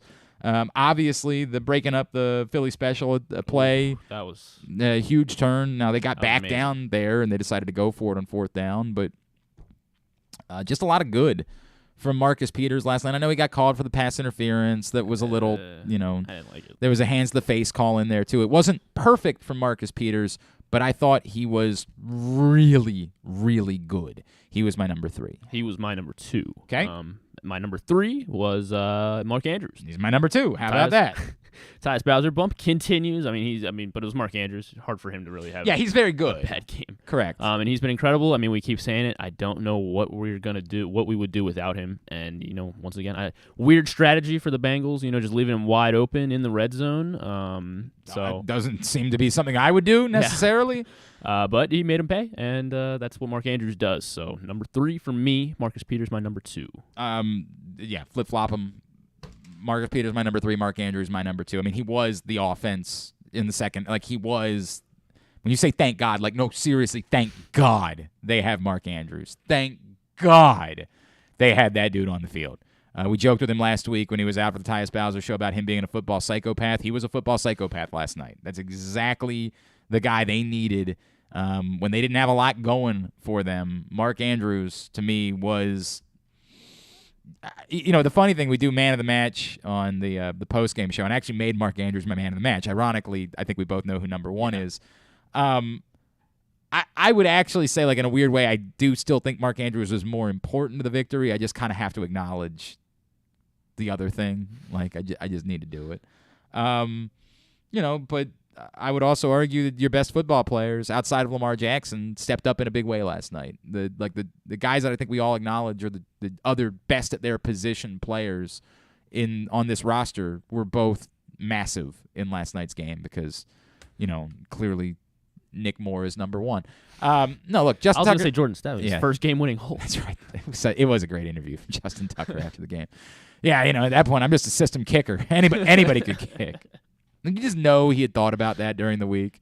Like, you just know, like, hey, if I kick a game winner on Sunday night, I'm going to say something stupid like I'm a system kicker. Anybody could make the kick. Like, you just know he was going to do that, and he does pull it off without even smiling. Like, good for him. Look, man, it's Justin Tucker. I don't know what else there is to say. It's Justin Tucker. It's Justin Tucker. I mentioned last night, it scares me, the thought that one day there's not going to be a Justin Tucker. Like, that day will come eventually. There will be a day where the Ravens have the same problems as everybody else does. We have been so spoiled for the last decade to just assume everything is automatic. To just say, yeah, line him up for a 60-yarder, you're good. Which is insane. Like, it's insane that that's the way that we feel. We've been so spoiled by it that we've almost lost touch with reality when it comes to kicking in the NFL because of it. But, bless the man. He's extraordinarily good at what he does. And he came through in a massive way again. It completely changes the way that you go about. I'll say this, too. What it was, 43 was what they called the game winner, correct? Yes, I think so. They called it either 43. I think it was 43, not 44. In a real-world scenario, once the Bengals have burned all their timeouts, I still think it's bold that you didn't even bother trying, with all of your timeouts, to try to get another couple of yards, just to make life a little bit easier. I still think that, or move the ball, put it, that's the way they're able to approach things because they know what they've got. And by the way, the snap wasn't perfect necessarily, so give credit to Jordan Stout. I know Justin Tucker was laughing about his first game-winning hold, but I do think that he had to do a little bit of work there. It's insane that there's not even a thought of, hey, maybe let's try to get 3 more yards. Let's try to get 5 more yards. And I get it, the distance is never going to be the problem with Justin Tucker. But even if you say the distance isn't the problem, you still like to have more of the goalpost to look at in those situations. There was somebody who does those next generation stats. I don't remember which of the stats guys it was, pointed out that where he put the ball between the uprights on that kick, if it was like a half a yard, half a yard wide. If the goalposts were a half a yard wide, if it was the length of a football, yeah, Justin Tucker still would have made the kick last night, which is wild. But look, man, he made 4 kicks. He made a 58-yarder. He made one at the gun. I get it. Justin Tucker has to be man of the match because of it. Yeah. Thought Geno Stone had a good game. So did Pepe Williams. Geno stepping in for Marcus Williams. Well, hopefully he can continue to play well. Yep. No question. All right, let's get to some of everybody else's. Get me yours at Glenn Clark Radio on Twitter. We'll continue to share them throughout the day. From Callum, 5 Lamar, 4 Marlon Humphrey, 3 Marcus Peters, 2 Mark Andrews, 1 Justin Tucker. And wants to give an honorable mention to Ronnie Stanley. No, you get to pick 5. Stop cheating. Here's my issue, right? In trying to determine who the 5 players are that are most responsible for winning, I can make the argument that Lamar Jackson deserves to be on the list, right? Got the ball back, calmly, deftly moved them down the field, mixing up runs and then passes to Mark Andrews. I can make that argument that alone makes him deserving of being on the list. And maybe I'm doing too much of grading on a curve with Lamar Jackson, and maybe I'm saying, hey, if he's not spectacular, I can't put him on my list, and that's unfair to him because sometimes you just need to be good enough. But I just really thought he was uneven last night. And I thought that the totality of his night was not enough for him to make the list for me. Which isn't to say that I don't like Lamar Jackson. I damn well love Lamar Jackson. I would pay him a boatload of money. But I just thought uniquely last night he wasn't quite good enough for me to be on the list. John Proctor, 5. Justin Tucker, dude makes 58 yards look easy after 10 seasons. Other teams would love to have his consistency and ability at their disposal, and because we're used to it, he's only my number 5. Not impressive enough. Wow. Number 4, Marcus Peters. Jamar Chase had a modest stat line for Jamar Chase against the Ravens, anyway. Peters also blew up the double reverse, stopped the Bengals' momentum in the second half. Yeah, that was a big play. Number 3, Ronnie Stanley. Noticeable difference in snaps with Stanley and snaps without. I hope he has no setbacks and is ready to help this run game get rolling again. Number 2, Jason Pierre-Paul quickly established himself as a presence on this defense. Looking forward to teams adjusting to account for him and opening up opportunities for other guys. And number 1, Devin, this is an interesting list from Proctor. Number 1, Devin Duvernay. I was concerned about Bateman being out, but Duvernay brought some serious spark to the offense. Reminded me a bit of Debo in San Francisco. I don't like using those in the same sentence. I just don't like putting those two names in the same sentence. That scares me a little bit. From Spencer, number 5, JPP. Number 4, Mark Andrews. Number 3, Lamar Jackson. Number 2, Marcus Peters, and number 1, Automat Tuck, Justin Tucker. I'll get to more of yours. Continue to get them to me at Glenn Clark Radio, and we will share ours with you in a bit at glennclarkradio.com. This man, a big part of the Ravens' win last night as they defeated the Bengals 19-17. He's been one of our favorites for a long time. He is Ravens offensive lineman Kevin Zeitler, and he's back with us now here on GCR. Kevin, it's Glenn. It's great to chat with you. Thank you for taking time for us. And what was a long night for you guys last night? Yeah, absolutely. Those night games go late, but hey, when you get a victory, it's worth it. Right? Like I got to imagine when you wake up this morning, you're like, oh, God, and then it just feels completely different when you were celebrating instead of lamenting. 100%. Completely different feel for everyone in the building and makes everything easier today. All right, so I saw a tweet from your wife last night. She said, football just consistently takes years off my life. Now, I've talked to you a handful of times at this point, and you are one of the most even-keeled dudes I've ever known. Is Mrs. Zeitler not quite as even-keel as you are in handling you guys and when you're playing? I'm sure it's a different, experience, being out there versus watching it. But, she handles it pretty well. Okay. Okay. Because you don't seem like the type. And maybe I'm wrong. Maybe you'd say, hey, there actually are times. You seem like the type that no matter what the circumstances are, you're exactly the same. You never seem like the type that gets too up, too down. Do I miss anything because I don't get to be down there on the field with you guys? Are there times where you're like, nah, dude, if you were down there, you would see I'm more of a maniac than maybe I am when I'm talking to you on the phone on a Monday. I mean, occasionally, but, the goal is always, keep the same mindset, keep calm no matter what happens. And, that usually puts you in the best position. Yeah, it pays off pretty well for you. It's worked out okay for you during your career. Last night, just in general, you guys have been through some ups and downs this season. How good did it feel to get a finish, to be the team that was on the field, putting the drive together and dictating the game on your terms? It was good. Obviously it's never fun to go down late in the game, but I was happy with how we responded, and we were able to get that victory out of it. What's the conversation like for you guys in those circumstances? Is it, oh man, this is exactly where we want to be? I feel like a lot of Ravens fans were feeling that in the moment. Like, hey, yeah, you don't want to give up a touchdown in that spot, but 2 minutes left, Lamar Jackson, Justin Tucker, all your timeouts. Did you guys have that confidence of, okay, this is if we can be this team in every game, we're going to win every game? I think we have confidence in all the guys on the field, whether O-line, receivers, running backs, Lamar. When we're out there, we believe we can get it whatever we need to get done. And obviously we were able to pull it off last night, which is a great feeling. How good did it feel to get the run game going a little bit more last night?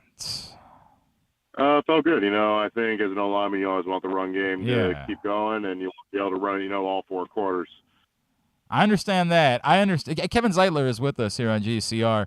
Is there a part of you, I know when you came here, I remember talking to you that morning when you signed in Baltimore about, how much fun it is to play bully ball and, for an offensive lineman to be that guy.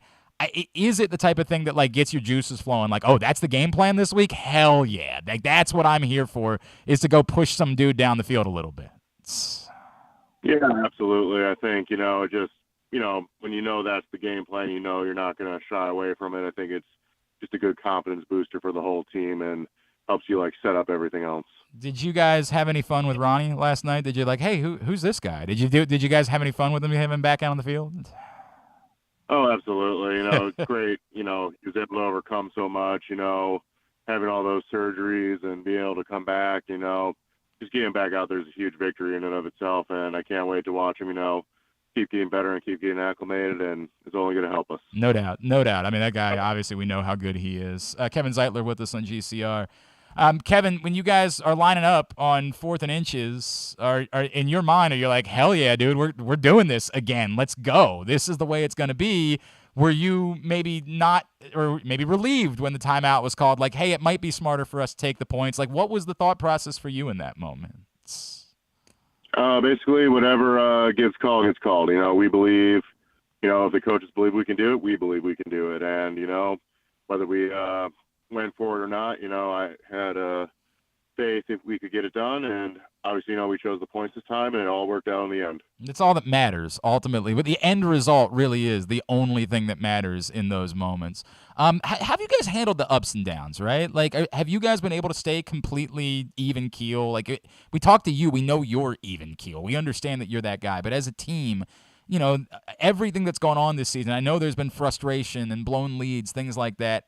How were you guys able to block all that out and just go play a football game last night and beat the Bengals?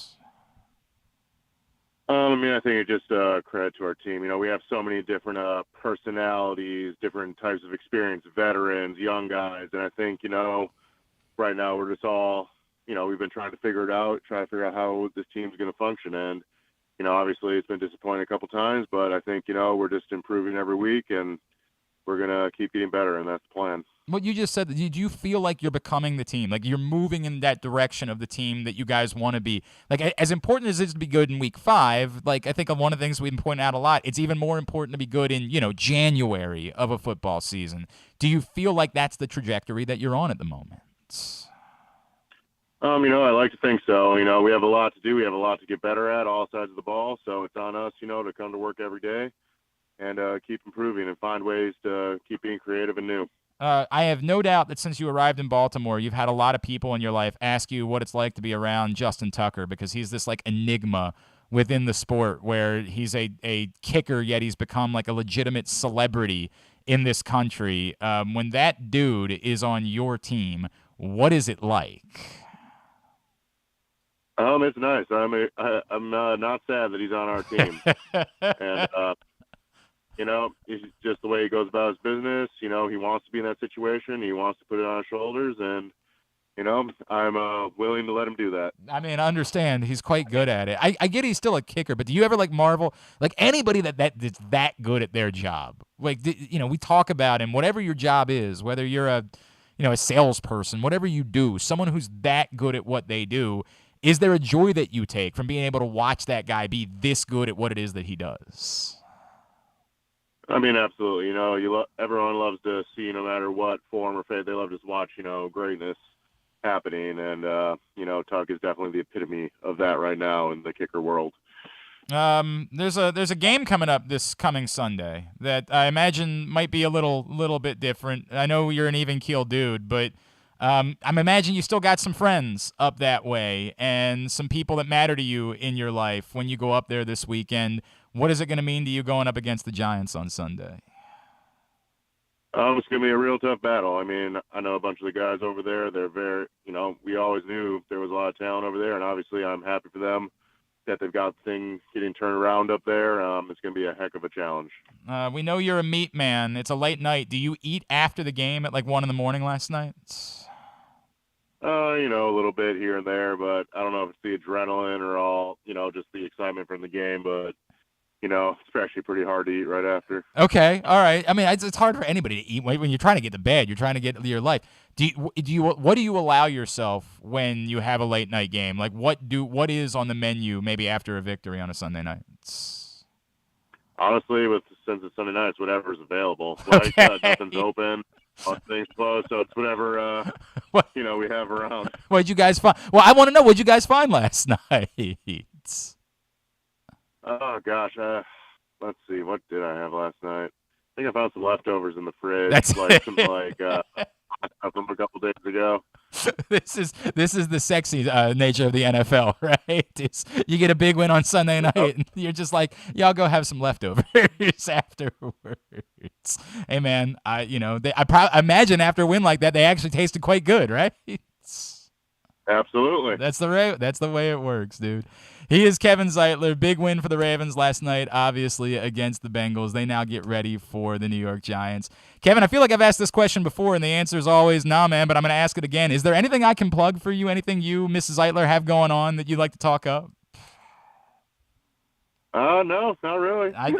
It's been the same answer every time I've asked, and I'm going to keep asking just in case, because one of these weeks you're going to be like, you know what, stunningly, actually there is. We're going to continue to tell everybody you can follow Kevin at KZite70 on Twitter. Oh man, I didn't even see these. What are the Jordan 3s? Oh my God, those look amazing. Wait, hang on. What size shoe are you, Kevin? 15. Oh my God, how do you get size 15? Like, what process do you have to go through to get those shoes? Honestly, the only way these days you have to go on StockX or GOAT or something. Yeah. Place because you walk to the store, they're never available. Oh my God, So, they look good though, dude. They look really good. That is a good-looking pair of shoes. Hey man, appreciate you. I know it was a late night last night. Thank you for buzzing in this morning. Congratulations on a great win, and we'll see you out there this week. All right. Sounds great. It's Kevin Zeitler of the Baltimore Ravens joining us after they get a good win over the Bengals last night. One of the most even-keel humans I have ever come across in my life. Just playing football, that's what I do. That's the way it goes. And he's been very good, obviously, since he arrived in Baltimore. Been one of the Ravens' better free agent acquisitions in recent years. Of course, so was Marcus Williams. It's a bummer that he's out, but such is life. You move on. You got to roll with the guys that you got. That's the way that it goes. All right, a couple more pats on the ass that come in from Shanna. Number 5, Pepe. Number 4, Mark Andrews. 3, Marcus Peters. 2, Devin Duvernay. 1, Justin Tucker. Look, when they see Pepe, they're going to throw at him. That's the way it's going to go. Because what are your options, right? We could throw at Marcus Peters. We could throw at Marlon Humphrey, or we could throw at this dude. They're going to throw at him. That's the way it's going to go. So if he's going to be on the field more moving forward, he's going to have to expect that they're going to throw his way. But he held his own. There's no doubt. Brian, 5 Peters, 4 Marlon, 3 Lamar, 2 Andrews, 1 Justin Tucker. Yes, hello. I thought he meant he said he had 5 Marcus Peters. Just Marcus Peters. Dylon. He spits hot fire. The 5 greatest rappers of all time. From Nick, 5 Lamar, 4 Peters, 3 Jason Pierre-Paul, 2 Andrews, 1 Tucker. So a lot of the same names coming in on this one this week. Also wants to give an honorable mention to Patrick Queen for catching the interception this time. I still thought that Patrick Queen had a mixed bag last night, but that I did think was I think we lose how big of a play that was. After the Ravens failed on 4th down, and after having blown a 10-point lead, the momentum was very much on the side of the Bengals. So we're doing a bit of a Bronx cheer thing when we credit Patrick Queen, you finally caught one. But I think we might be missing the significance of the moment. We used to do a segment on the show called the 5 Plays That Determine the Game. We would go back over. This was when I could go back and do more film watching and rewatch games. And it was to say these 5 plays to me tell the story of why the Ravens won. And if we were still doing that segment, I'm pretty sure that would be number 1. That was the moment to me when the game was in the biggest jeopardy. The way things had gone in the second quarter after the interception, sliding away from the Ravens, then failing on 4th down. The game was going the wrong way. That was a huge play. So I get we're kind of giggling about it because, you finally made a play, huh? But I think when we do that, we miss just how important that was. That completely changed the game last night. I actually think there's more of an argument for Patrick Queen to be on the list than just, kind of obnoxiously throwing him on there because we're mad that he dropped the 2 in the last couple of weeks. KZ, 5 Mike McDonald. Okay, all right. The defense was very good last night. I'm with it. 4 Peters, 3 Jason Pierre-Paul, 2 Lamar, 1 Justin Tucker. Sorry, KZ, you cheated. I'm sorry, you cheated. He should lose a point in the picks. Yeah, right. I got to deal with that. KZ cheated. Paul and Ovi Lando, 5 Ronnie Stanley, for finally playing. 4, Jason Pierre-Paul, the sack. Multiple passes batted down. 3, Mark Andrews, he caught everything. 2, Marcus Peters. Refs let the cornerbacks play aggressive, and he took advantage. Made a great play on Boyd in the third quarter, no doubt. And number 1, Justin Tucker. All right, yes, continue to get me yours at Glenn Clark Radio. We come back in. Our pal Jeremy Conn is going to join us. He's back. It's Glenn Clark Radio. The Baltimore County Police Department is hiring. Entry-level officers start at close to $59,000 a year with a $10,000 bonus. Some restrictions apply. Plus a great retirement plan, medical, dental, and vision insurance, advancement to specialized units, tuition reimbursement, 15 sick days earned per calendar year, and even further incentives for military members and veterans. If you have a passion for service and want a career for life, visit joinbaltimorecountypd.com or call 410-887-5542. You must be a United States citizen, possess a valid driver's license, and have a high school diploma or GED equivalent. The Baltimore County Police Department is an equal opportunity employer.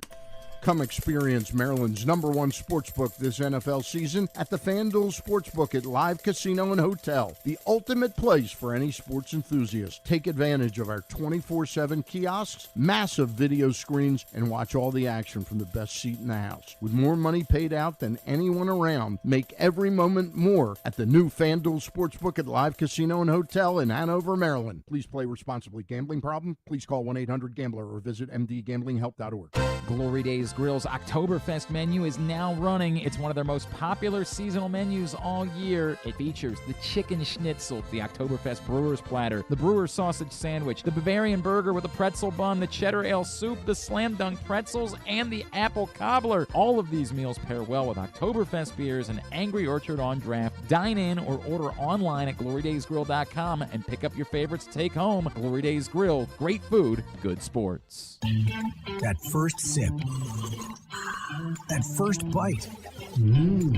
Start your day off right with a delicious breakfast at Royal Farms. Choose from a fantastic selection of fresh Royal Farms breakfast sandwiches and top it off with a rich hot cup of the freshest coffee in the world. At Royal Farms, breakfast is available day and night. It's the freshest breakfast in the world. Real fresh, real fast. Royal Farms. Have you been to Guilford Hall Brewery? Located in Baltimore's Station North neighborhood, Guilford Hall Brewery breaks the craft brew mold with their great handcrafted microbrews and amazing Bavarian-style food selections. Join Guilford Hall 7 days a week for Orioles, Ravens, and all of your favorite college games. Make plans now to watch the big games, play trivia, or bring your dog for Yappy Hour. They even have free valet service on Friday and Saturday nights. Go to guilfordhall.com for a complete schedule of events, beer listings, and food and drink specials. We'll see you at Guilford Hall Brewery. Tune in to Simply the Bets every Tuesday and Weekend at Bookies every other Thursday at 11:40 a.m.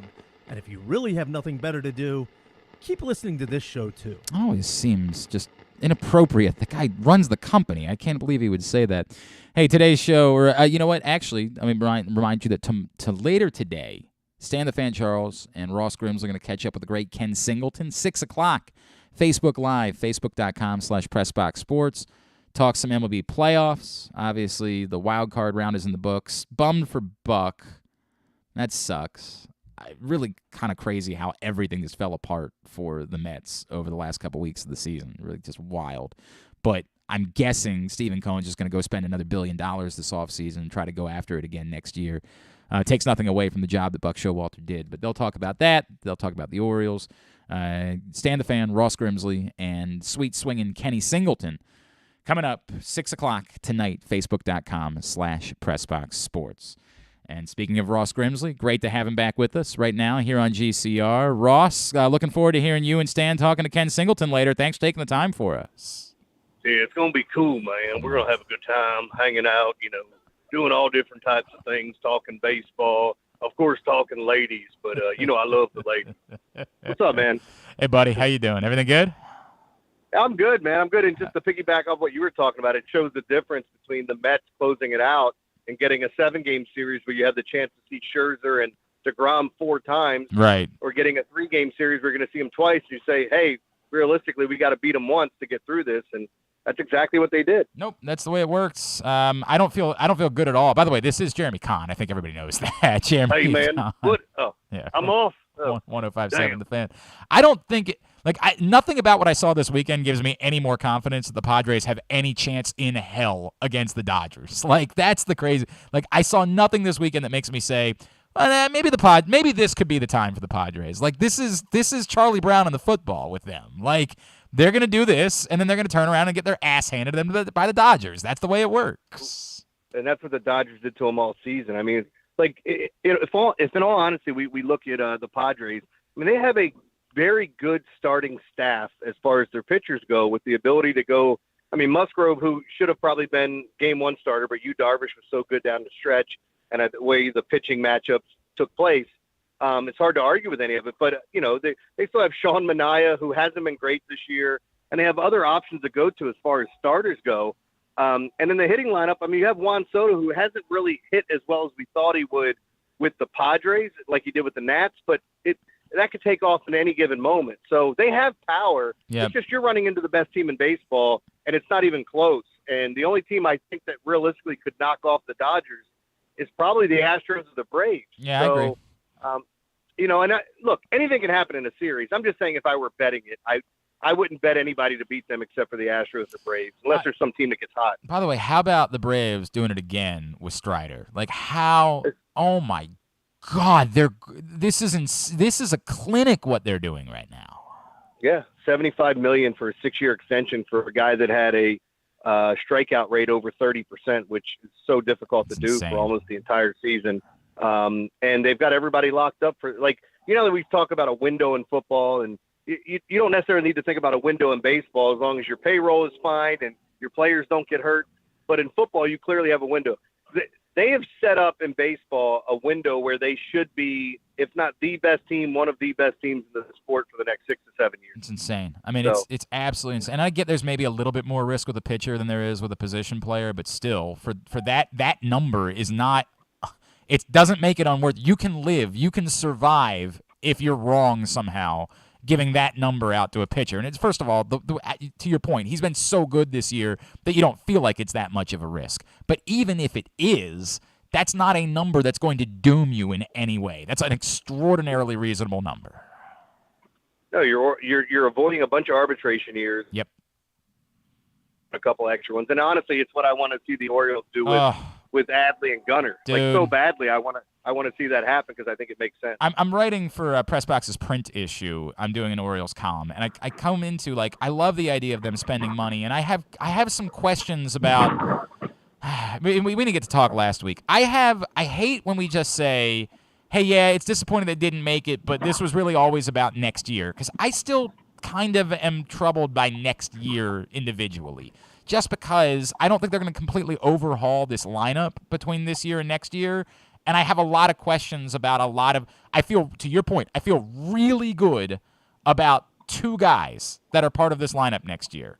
And everybody else I have somewhere between some question and significant question about, right? Like, is it possible that all of Cedric Mullins, Ryan Mountcastle, Anthony Santander, Jorge Mateo, Ramon Urias, like, is it possible that they could all, you figure it out and be the best versions of themselves next year? Yeah, I guess it's possible. Is it likely? Not necessarily.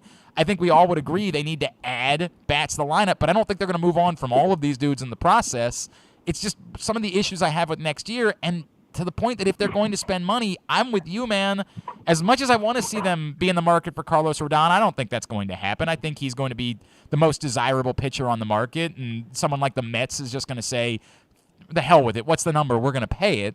But I still think their best way that they can spend money is doing exactly what you're talking about. The best thing they could do for this fan base and for this franchise is to say, we are planting our flag with these dudes. These are the guys, and we're building around them, and we're saying to you very loudly, go buy your Adley Rutschman, your Gunnar Henderson jerseys, because we're going to make sure these guys are here for a while.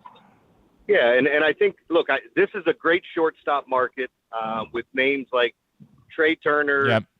You've got Dansby Swanson out there. You got Carlos Correa, Xander Bogaerts, and that's where a lot of people, we had the Mateo talk, and I kept saying I think that's the clear spot you can upgrade. But then you're looking at your farm system and saying, when's Jackson Holiday going to be ready? And I don't think you can pause everything here saying, oh, Holiday will be here in 2 years. No, I mean, if something happens, you move guys to different positions. There's things that, injuries happen, all kinds of stuff. But for me, what I want to see the Orioles do is I'd love to see them sign one or both to a longer-term deal and avoid their arbitration years of Gunnar or Adley, or both again. And then the guy that I want here is Jose Abreu. I think you get a veteran that can drive in runs in the middle of the lineup. Sure. And ultimately what I think happens, this is my guess, is that we see them make a run at a power-hitting first baseman. If they miss out on that, maybe Mountcastle's back in that same situation. They make a run at one of the shortstops. And then on top of that, I think they end up packaging like a Mountcastle, Hayes, and maybe a prospect and try to go out and get a frontline pitcher or somebody they deem to be a frontline pitcher. Because if you have a power lefty arm with moving the fence back, I think you're in a really good spot for a left-hander to come in here. And maybe it is Rodon they make a run at. Maybe it's somebody else, but Pablo Lopez was rumored. I mean, there are all kinds of names that are out there. So we'll just have to wait and see. I'm in favor. By the way, I like everything about that. But to me, it starts with lock up your dudes. Make that loud statement to your fan base about who it is that you are going all in on. And there's every reason for us to believe that those are the two guys. All right, he is Jeremy Conn. We're gonna get to the Ravens, I promise, but let me cover two things. One, so I don't believe we've talked since the whole trip and the hurricane and the whole thing. No. What run me through the whole story. So we got up early. We knew the hurricane was coming out. So the whole deal was we were going for our anniversary. My anniversary is on October 2nd, and ironically, one of my best friend's birthday is on October 2nd as well.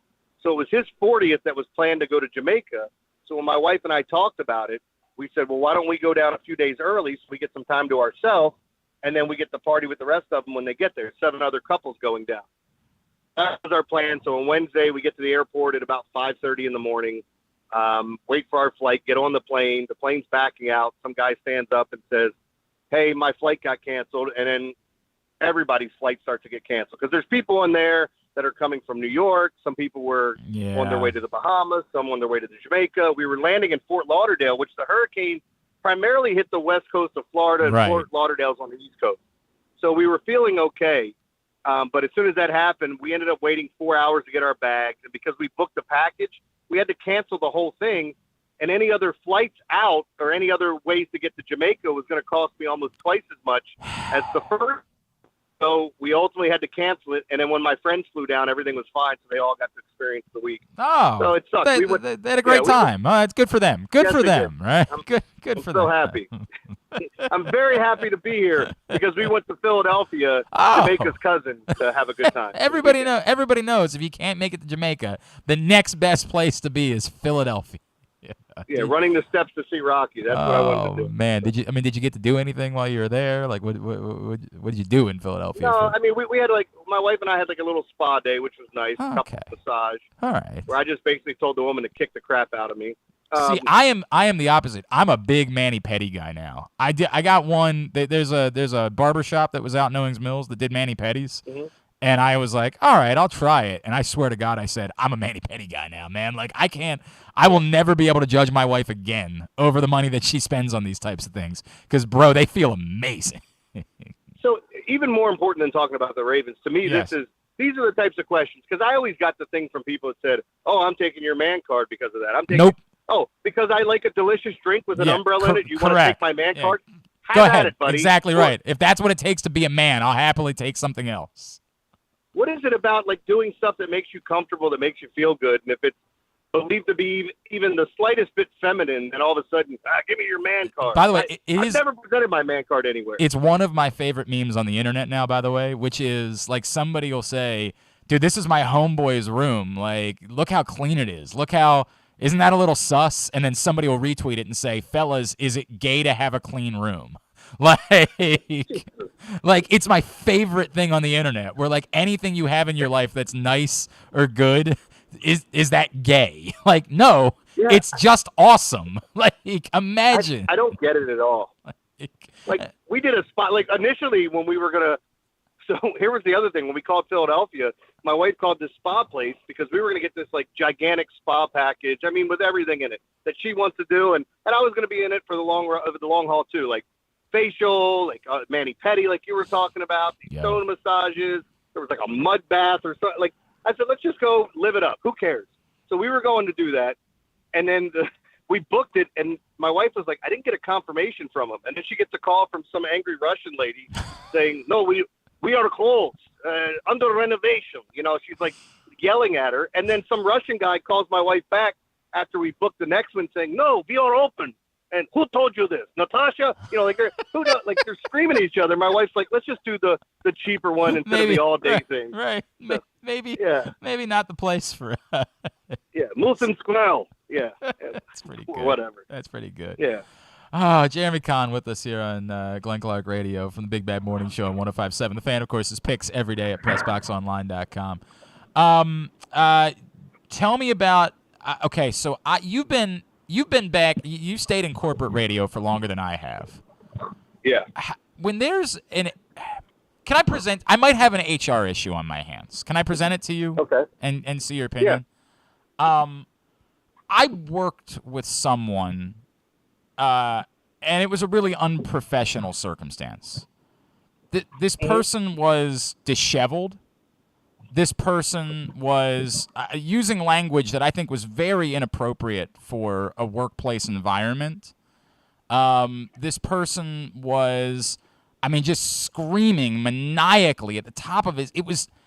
I was very uncomfortable with this circumstance. Like, what do I do about that? Because it was somebody I was working with. How do I handle that circumstance? Was it Rita? Well, no, but she does do a lot of screaming. That is fair. I do, and the language part too. No, this was some. There was a lot of farting going on. Like there was a smell. There was an odor that was very disturbing. Now, I was working with this person last night. This person's name, hang on a second, I'm trying to remember. I believe it was Peyton was this person's name. Oh, it's my son? He was doing that? No, not at all. You were working with my son? That poor thing. I did. No, because the answer was if it was Rita, you don't get any backlash there. But, right. Yeah, if it's Peyton, definitely go to HR. Yeah, correct. Immediately report it. Okay, so I really did have a moment last night because I didn't even realize. That's the funny part. I had no idea. I get in there last night. I introduced myself to him, and Caleb's like, "Yeah, that's Jeremy's son, right?" I'm like, "I had no idea," and he's a good dude. He did a great job, by the way. It was very nice work. Believe it or not, he was the one that was a phenomenal basketball player. Which is funny. That is funny. Like if you just look at him, you'd be like, I don't know. No. So I had a moment where I didn't know if I should go in and F with him. And I meant to text. Yeah, absolutely. I had too much going on last night, and I meant to text you and see how he would handle it. I had the thought for a second that maybe I go in there and be like, dude, what the F? Like, you come in here looking like this? You come in here, did you pull all the, like, I just go in and I say, I might have to send you home. Like, I had the thought that maybe if I work with him again, I perhaps mess with him in that way. I don't want to get reported to HR though myself. Like, I don't know how this works any longer in corporate radio. Like, there's a lot of games that we used to play. One of my kids, I'm not even sure they can spell HR, Glenn, so you should be fine, to let alone report it to them. But oh man! All right, I might don't make sure he doesn't know, but I think I'm gonna try to have some fun. If I work with him again, I'm gonna try to have some fun with him. Yeah, definitely set him up. I heard he did a good job last night. Yes, so he did. More opportunity. He did a very good job last night. He did a very good job. All right, so let's talk about the Ravens. I don't have a big bold statement to make about last night. I'm still confused by some of the decision making. It worked out for them last night, so I can't freak out about it. But it's weird that a week ago they decided that a 2% win percentage change was enough that they had to go for it on 4th down, and last night a 7% win percentage change wasn't enough for them to go for it on 4th down. Like I'm still confused by some of their decision making. Just a little BS. I think that came down from somebody's like you can still go for it on 4th, but hey, you better lay it up some of the times when we can just take the points and get a W. I wonder. I do wonder about that. I really do. I wonder how this week impacted their decision making. But they still went for it on 4th and 2 earlier in the game, and Lamar missed a throw. The process is what interests me. But I don't know. They did what they needed to do to me last night. Like that. I don't have a big bold statement other than to say they won a really important game that they needed to win. They do appear to be getting better in certain areas. The defense was better on the whole. The run game was much better on the whole.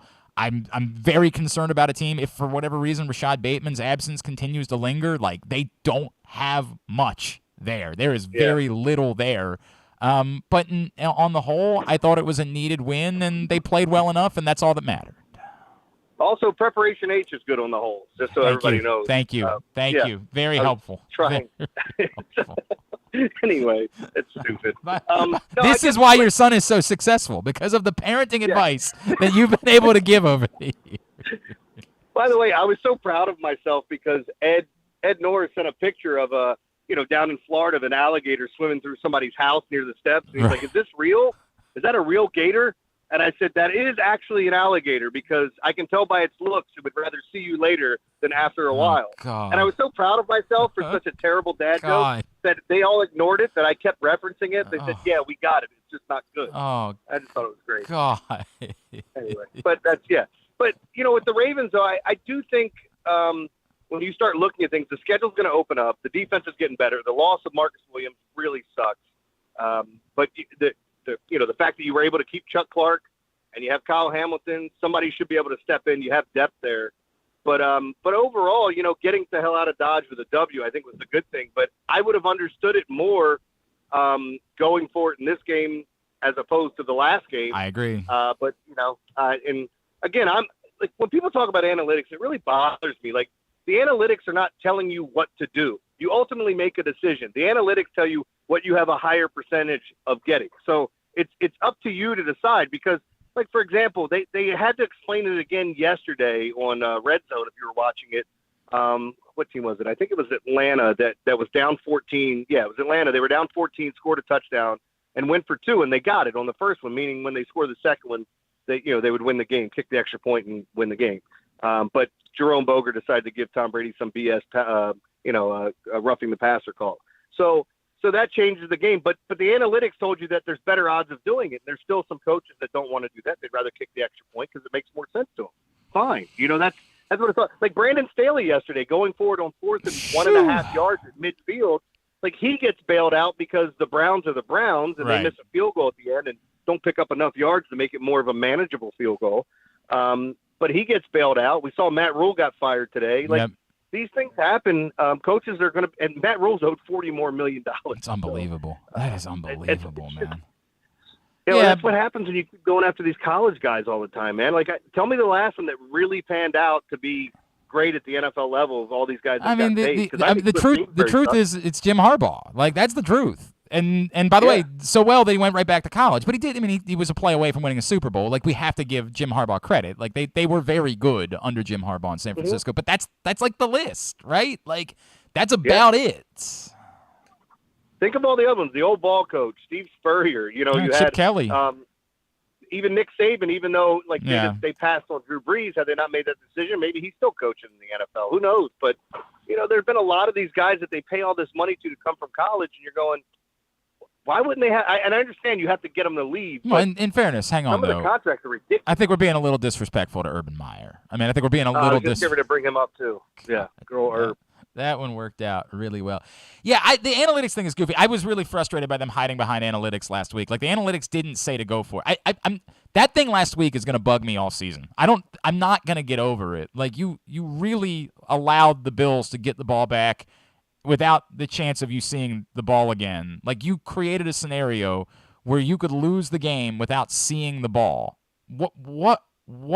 Like, I'm never going to figure that decision out, and hiding behind analytics as the reason why you did it. The one thing I concern myself with the Ravens, Jeremy, and their decision-making is that a lot of times it comes off being more emotional than anything else. Like the decision to try to challenge a spot last week that was never going to get overturned was, I'm frustrated that I didn't like the spot, or I thought, but there was nothing that you saw that was ever. We know how impossible it is to overturn spot challenges. Like, it takes an overwhelming amount of evidence to get them overturned. Why piss away a timeout in that moment that you might need later?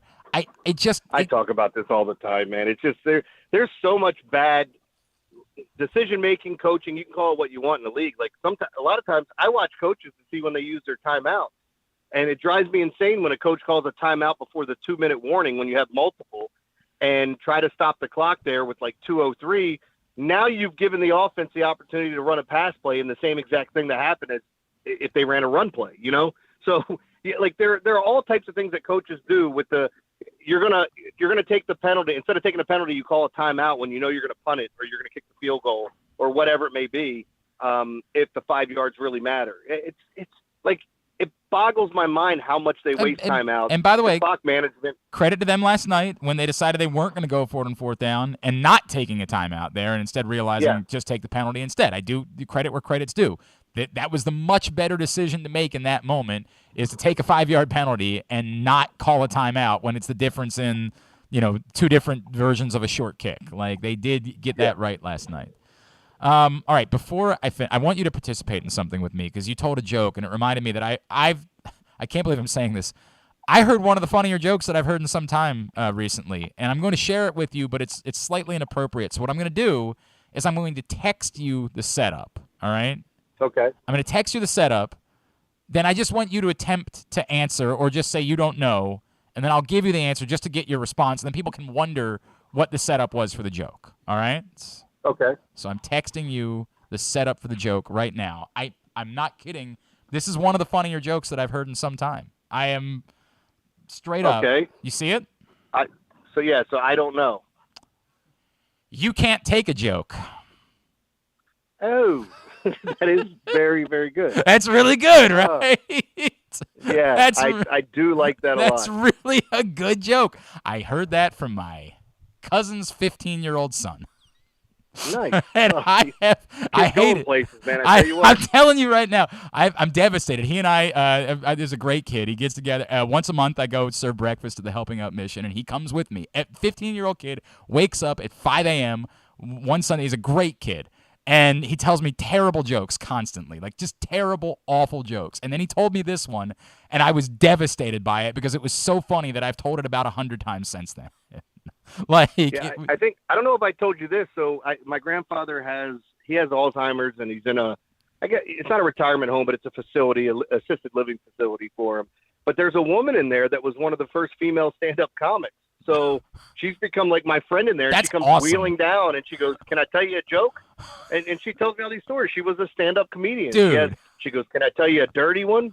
And it's so we trade jokes, and I said, if you're telling me a dirty one, then I'm telling you a dirty one, and you can't judge me afterwards. I told her some of my favorite ones and some really bad ones as well.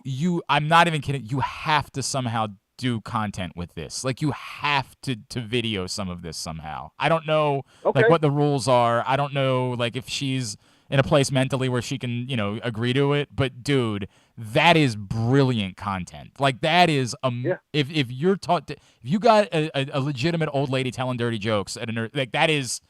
Dude, you do. And she was an actual stand-up comedian. Oh my God, one of the that's first. 10.5. I tried to tell her about the marvelous Mrs. Maisel. Yeah, I think that's how. Yeah. And she was like, "Oh, that's really cool." I said, "That could be you for all we know." 100%. Oh, that's so cool, man.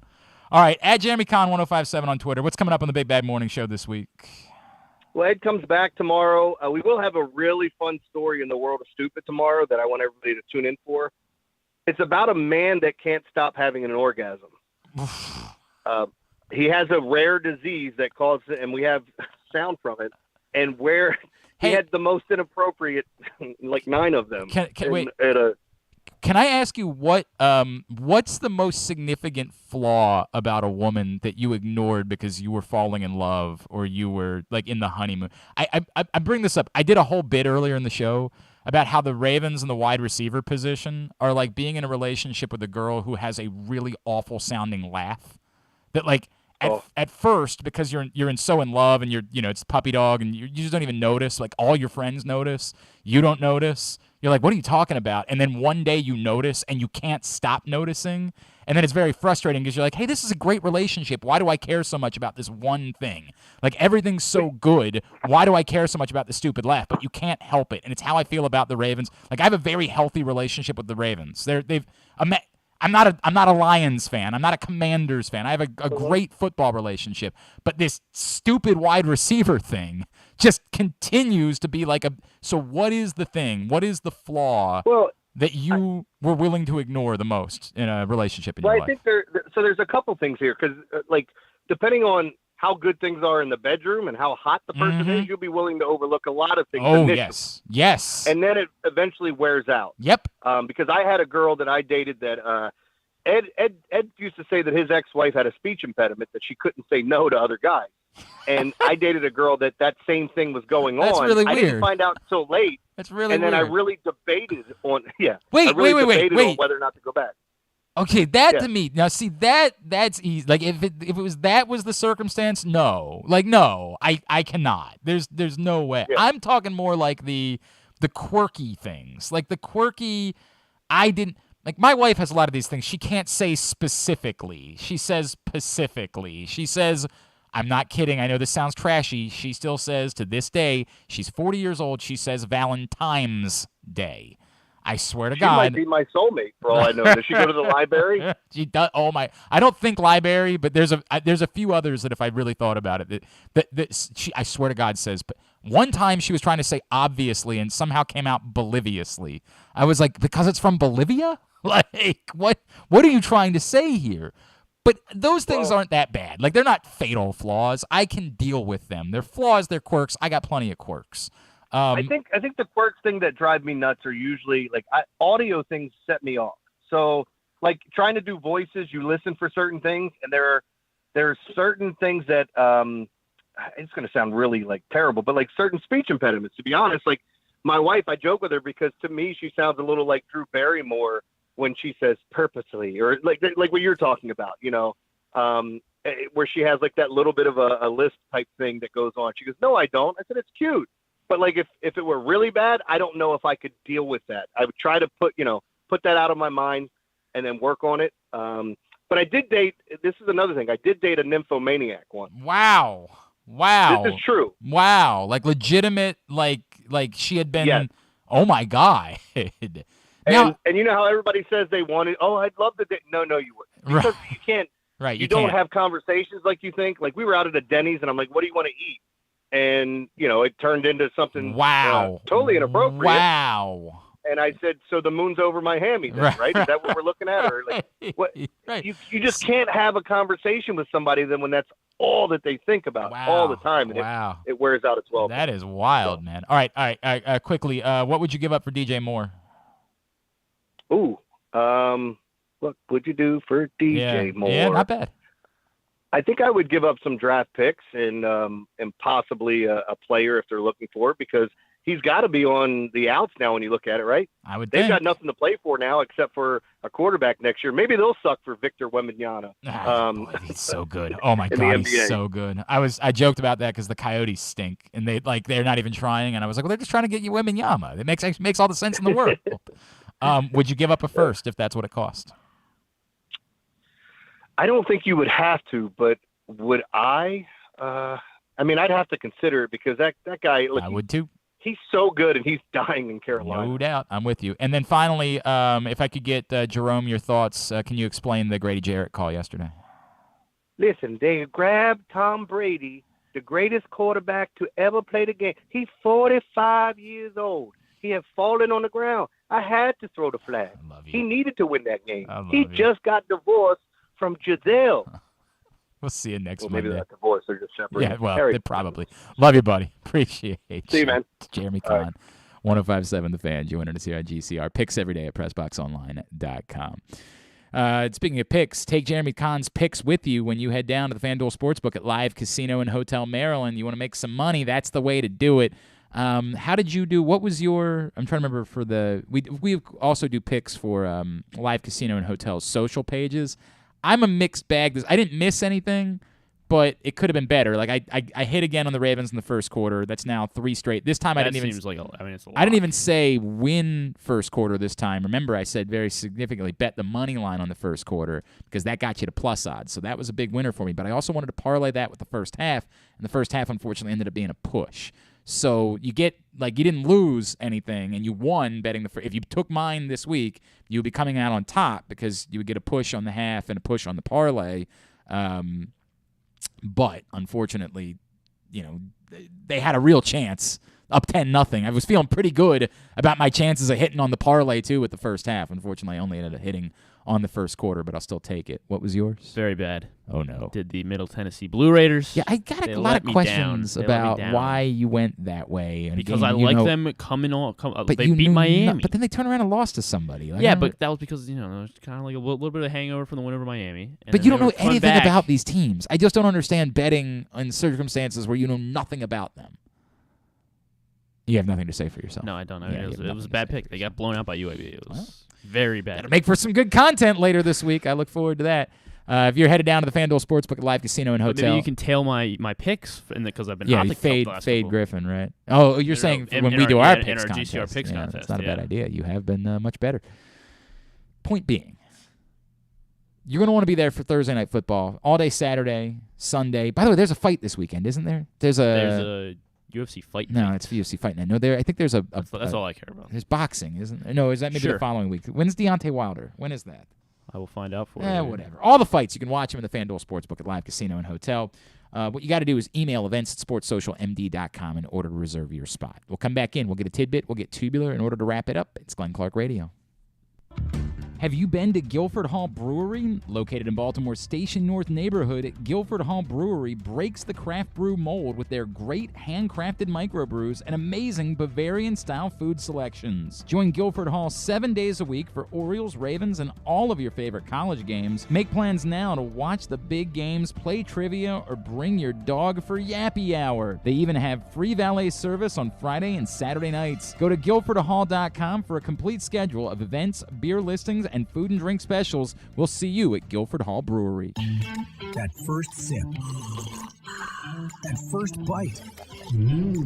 Start your day off right with a delicious breakfast at Royal Farms. Choose from a fantastic selection of fresh Royal Farms breakfast sandwiches and top it off with a rich hot cup of the freshest coffee in the world. At Royal Farms, breakfast is available day and night. It's the freshest breakfast in the world. Real fresh, real fast. Royal Farms. What's up, everyone? This is Tyus Bowser, and I'm excited to tell you that I'm back for Season 2 of the Tyus Bowser Show in partnership with Pressbox and Great Ace Memorabilia. Join us on Tuesday nights throughout the season as I'll be heading all over town with my special guests. And of course, our co-hosts, Glenn and Rita. Or is it Rita and Glenn? What is it? I look forward to meeting you guys and talking a little bit about football and a lot about life. And if you happen to miss the show, you can now catch a replay Friday nights on 105.7 The Fan. Get all of your details for the Tyus Bowser Show right now at PressBoxOnline.com/Bowser. It's brought to you by Maryland Vascular Specialists and the all-new Ginsu Kamado Grill. The 2022 baseball season is in full swing, and the future is brighter than ever for your Baltimore Orioles. I'm Paul Valley. And I'm Zach Goodman. And together we bring you the Bat Around every Saturday from 10 a.m. to noon with everything you need to know about the Orioles and baseball as a whole. From veterans like Cedric Mullins, Austin Hayes, and Ryan Mountcastle, to young stars like Adley Rutschman, Grayson Rodriguez, and DL Hall. We've got you covered for every game, every pitch, and every debut. You can watch us at youtube.com/PressBoxOnline and Facebook.com/PressBoxSports, or you can listen at PressBoxOnline.com/radio. So join us live on the Bat Around every Saturday from 10 a.m. to noon right here at PressBox Sports. Glory Days Grill's Oktoberfest menu is now running. It's one of their most popular seasonal menus all year. It features the chicken schnitzel, the Oktoberfest brewer's platter, the brewer's sausage sandwich, the Bavarian burger with a pretzel bun, the cheddar ale soup, the slam dunk pretzels, and the apple cobbler. All of these meals pair well with Oktoberfest beers and Angry Orchard on draft. Dine in or order online at glorydaysgrill.com and pick up your favorites to take home. Glory Days Grill, great food, good sports. Check out Jeremy Conn's daily picks at PressBoxOnline.com as he tries to find you daily winners. And speaking of winners, here's a man who once won a media curling contest. And I don't think anything else. He's Glenn Clark. Allow Griffin Bass to tell you how delicious sausage is when it comes off the all-new Ginsu Kamado grill. It is outstanding, and you can try it in action every Ravens home game this season. All you got to do is stop by the Game Day Firehouse is the new location where you can see the Pressbox Ginsu Grill's tent. 1202 Ridgely Street, the Firefighters Union Hall. It's just west of the stadium. Every Ravens home game, you can stop by, try the delicious sausage off the all-new Ginsu Kamado ceramic grill. You can win your own, register to win your own Ginsu Kamado grill and $500 worth of grilling meats at every home game. The Ginsu Kamado grill is the perfect ceramic tailgate or home grill for searing, grilling, baking, and smoking all kinds of food. Get the details. Reserve yours today. GinsuGrills.com. Use the code TAILGATE and get $100 off your order. Let's get a tidbit as we wind down. Tidbit is brought to you today by the Maryland 5-star. This week, starting on Thursday, world-class sporting event right here in our backyard. See Olympic athletes in action as the nation's best horses and riders compete in one of the world's premier equestrian events. It's the Mars Maryland 5-star at Fair Hill, presented by Brown Advisory, October 13th through 16th in Cecil County. All right. First off, Rams and the Bengals, both sitting at 2-3. I love it. So, Chris Sims, whenever anybody says Bengals, it warms the cockles of my heart. What am I saying it wrong? Yeah, you say Bengals. So I say the Jaguars wrong. Yeah. And I say, wait, Bengals? It's not Bengals. Bengals. Ben, like Ben Roethlisberger. Goals. Bengals. We had to read the book Beowulf. Uh-huh. And there was a girl in one of our in my class who like one kid was talking about the book and he said like Beowulf and she was like it's Beowulf, not Beowulf. Wait, say that again? I didn't hear I couldn't hear the difference. But she's trying to tell you it's Beowulf? I think so, something like that. But it was just like well, I understand. Beowulf, I believe it is supposed to be Beowulf. like Beowulf, not Beowulf. Like I believe it is supposed to be Beowulf, but like you got it. It's very difficult to emphasize that. I don't hear a difference between Bengals and Bengals. Bengals. Bengals. The Bengals. Not Bengals. Bengals. You don't hear that difference? I guess I can hear it slightly. Bengals. But it's just Bengals. Bengals. But people around here, you're not the only one. Basically, everybody around here, and Chris Sims last night on television says Bengals. Bengals. Like the band. Bangles. The Bengals. Bengals. When I don't know why, it just warms the cockles of my heart because I'm like, that's a Baltimore thing to say. The answer is Bengals. That's how you say the name of the team. But Bengals, yes. There is also the Jaguars versus Jaguars thing that goes on. Like, that's that debate. That's that problem. I did not realize I say these names wrong. Jaguars, not Jaguars. I like Jaguars. Of course you do. Of course you do. Anyway. You know what one drives me really crazy because there's apparently no correct answer? Syracuse is how it's spelled. It's not spelled Sarah, S-A-R-A. Right. It's spelled S-Y-R-A. Syracuse. It's like when somebody says syrup versus syrup. Ketchup. Like syrup. That one doesn't drive me nuts. For some reason, that S-Y-R thing drives me crazy. So it's syrup, but everybody says syrup, of course. Syrup. That's the way it's said. Fine. I'll live with that, right? Like, accept it. But you can't live with Bengals versus Bengals? No, because it's a completely different thing. It just makes us look low rent. Okay. The Syracuse thing, I, for years, was the only guy. Everybody else, like on broadcasters, would say Syracuse, right? It would drive me nuts. It drives me. I'm sure as a Towson person, it drives you crazy. Yeah. Everyone's like Towson. Like there's a Z in it. Some By the way, Townsend. there's local broadcasters that do that, right? Like Towson. Like, what is that? Where does that come from? It's not hard. This is not a hard thing to pronounce. Like, there's no Z in the word. Yeah. You should be able to say it. So it's always driven me nuts because I'd listen to broadcasters say Syracuse, and I'd be like, where do you see an A? Where is that coming from? It's Syracuse. Come to find out, talk to some people at Syracuse. There's officially no actual pronunciation. Oh, okay. There's actually like this. It's an internal raging debate there. Sarah, and like apparently the president of the school a couple years ago tried to do something about it and like have fun with it, and it created a whole like people are very territorial about it up there. Like Syracuse or Syracuse. Now there are some like everybody says Louisville, correct? And for most of my life I said Louisville, right? Yeah. It's very much not Louisville. Is Louisville? No, it's Louisville. Louisville. That's how they say it there. Louisville. Here's one that I always get wrong. I always say Norfolk. Much like the word folks. Yeah. They say Norfolk. Norfolk. That's how they say it. Kind of like it's their town, so I'm pretty sure they get to dictate how it is that we say the name of the town. Kind of like Lancaster, Pennsylvania. Yeah, it's people would say Lancaster, but it's Lancaster. There's a little bit of that going on there. And Norfolk. Now, this happens all the time. Like, a lot of people say Bowie instead of Bowie because they think of David Bowie, right? Like, If you were a visiting broadcaster doing AA baseball that came into town, you might come in, and tonight so-and-so takes on the Erie whatever the hells take on the Bowie Bay Sox, right? Like that's something that people would say. But these are bigger towns. Like Louisville's a big place. Norfolk's a big place. But, I've always gotten those wrong. Yeah, the Bengals. I don't know why. This one actually doesn't make me mad. It warms the cockles of my heart when I hear someone say Bengals. All right, the Bengals. Bengals. The yes. Bengals. No. You did so it this is the well. third. Anyway, this is the third time that the two teams that played in the Super Bowl are below 500 if they're after their first 5 games of the season. Last time, most recently, 1999, Denver and Atlanta both started 1-4 coming off the Super Bowl. Interesting. And then in 1988, Washington and Denver both started 2-3 coming out of the Super Bowl. How about that? Yeah, so Denver falls off after making a trip to the Super Bowl. And then this one yesterday, Tom Brady, now after winning yesterday, he has a career record of 17-9, which is a .654 winning percentage, when he attempts 50 passes in a game.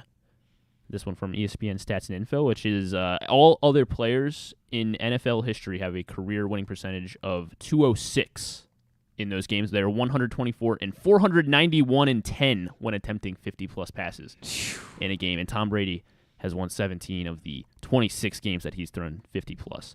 So that is what is going to lead into my tidbit. There are actually only 16 quarterbacks that have ever won 3 games, like at least 3 games, when they throw 50 or more passes in a game.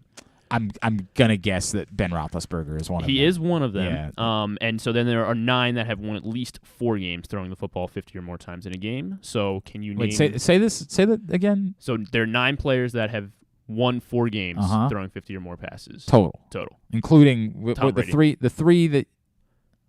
You said there were 3 quarterbacks that had done what? 3. You started by saying there are 3 quarterbacks who have won. Oh, 3 quarterbacks that have won 5 games, I guess. Okay, that's did what I say that? Okay, you did. So there are 9 that have won 4. That includes the 3 that have won at least 5. Yes. So I didn't give you the other 2 that have won 5. Tom Brady. I'm going to guess a world-renowned good guy, Brett Favre, is on the list. He only has 3 wins. What a bum! I mean, other than that, tremendous guy. This is the first time I got to really think about whether or not maybe I don't look at Brett Favre in the same way. God damn! I mean, what can I believe in any longer? Only 3 wins for Brett Favre. He's 3-9. All right, Aaron Rodgers. Aaron Rodgers also only 3 wins. These bums, they're pathetic. Boy, Kurt Warner. Kurt Warner not on this list. This is going in a surprising way. They're like hang on, settle down. Settle down. I'm not giving you a hint. I'm just settle down. Damn. I know you can get them.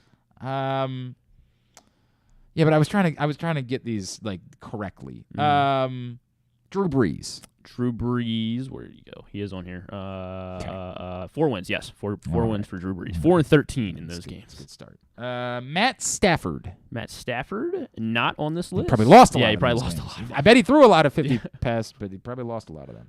How about we go Peyton Manning? Peyton Manning, correct, 4-13 as well in games that he has thrown 50 or more passes. How's about Matt Ryan? Matt Ryan, only 3 wins. Bum. Sucks. Actually, now at this point, he really does suck. Yeah. Boy, I don't know. How about Phil Rivers? Phil Rivers, not on this list. Boy, I'm struggling. How about God? Jesus. Mahomes already. Mahomes, not on the list yet. It seems, yeah. Yeah, it seems. Marino. There you go. Dan Marino has won 5 games. Funny thing 5 is, and like, 9. you just don't So think of he's that. You don't associate that era with throwing the ball as much. Joe Montana. Joe Montana not on here. Yeah, I mean, only one other older. Only one other older-ish. Warren Moon. There you go. Warren Moon, 5-3. So you have the 3 guys that have won 5 games. Okay, now back to modern. None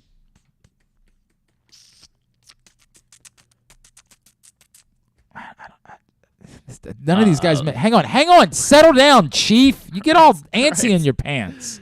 Tony Romo, only 3 wins. Sucks. Andrew Luck, only 3 wins. Sucks. Garbage. Carson Palmer, not on here. Sucks. Garbage. Terrible. God damn. Two guys like settle down. Okay. For the love of God. Two more guys not active. Jesus Christ. What is it with you? Sorry. John Elway. Not John Elway. Ryan Fitzpatrick. Not Ryan Fitzpatrick. I do like that guess. But Jim Kelly. Not Jim Kelly. I just got to name quarterbacks. Two other guys that aren't active. Troy Aikman. Not Troy Aikman. A little bit. So after. A little bit after. Yeah. A little bit after. So they're like. Little bit after. Eli Manning. Early 2000s. Not Eli Manning. Early 2000s. Yikes. Drew Bledsoe. There you go. Drew Bledsoe. 4-8 in games where he's thrown 50 passes. Vinny Testaverde. Only 3 wins for Vinny. Sucks. But he is one of 16 that have won. How about that? You're basically going to name the entire 16-man list I'm looking at. Early 2000s.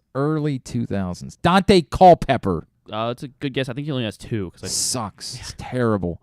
Matt Hasselbeck. Nope. Mark Bulger. Nope. All right, fine. Eagles quarterback. Donovan McNabb. 4-1-1. All right. And then one more active guy. One more active feller. Joe Flacco. Joe Flacco has 3. Actually, I'm surprised by that. Yeah, so he is in the top 16. One more active feller.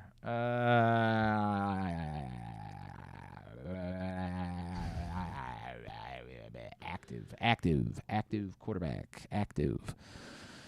Russ. Nope, not He Russ. doesn't throw the ball that No. much. That doesn't. They don't let him cook. Maybe they knew what they were doing. God, I don't know. It's West Coast team. West Coast team. West Division. Geno Smith. Not Geno Smith. I don't know. West Division. Is it West Division or West Coast? Which one is it? It's the West Division. I mean, it is West Coast, but Well, I mean, it's one or the other. It's technically not on the coast. What the Jimmy Garoppolo? Not Jimmy Garoppolo. I don't know. It's not on the. What is AFC West? Derek team, Carr. Derek Carr. Jesus. Derek Carr. 4-2 in games that he has thrown 50 It's plus not passes. the coast. You're right. So, yeah, Maybe you say West Division, but not West Coast. Okay. Hey, Tidbit was also brought to you by. Good job. You got it all. I guess. Tubular is brought to you by Glory Days Grill. The Oktoberfest menu is available, and it's spectacular. The chicken schnitzel, bangles, the chicken bangles, the chicken schnitzel, the Bavarian burger on the pretzel bun, the Brewer's sausage platter, the Brewer's sausage sandwich, the slam dunk pretzels with the cheddar ale soup. So good! GloryDaysGrill.com is the website for you to get your order in. Here's what's coming up tonight. It's a lean night. No baseball this evening. The division series will get underway tomorrow night. Monday Night Football to wrap up the week. Raiders and Chiefs. No Mannings, I guess, tonight. Just ESPN. So I need 60 points from Derek Carr, Okay. Josh Jacobs, Travis Kelce, and Daniel Carlson. You got a good shot at Or maybe I need like 65, something like that. Yeah. Okay. Or maybe it was less. It was around. I mean, it was Travis around Kelce 60. should get you 20 off the bat, Yeah, right? hopefully. Now you're trying to piece your. I would say if it's 60, I think you have a good chance at it. If it's 65, you think you have a reasonable Double chance. check. I'm pretty sure it's about 60-ish.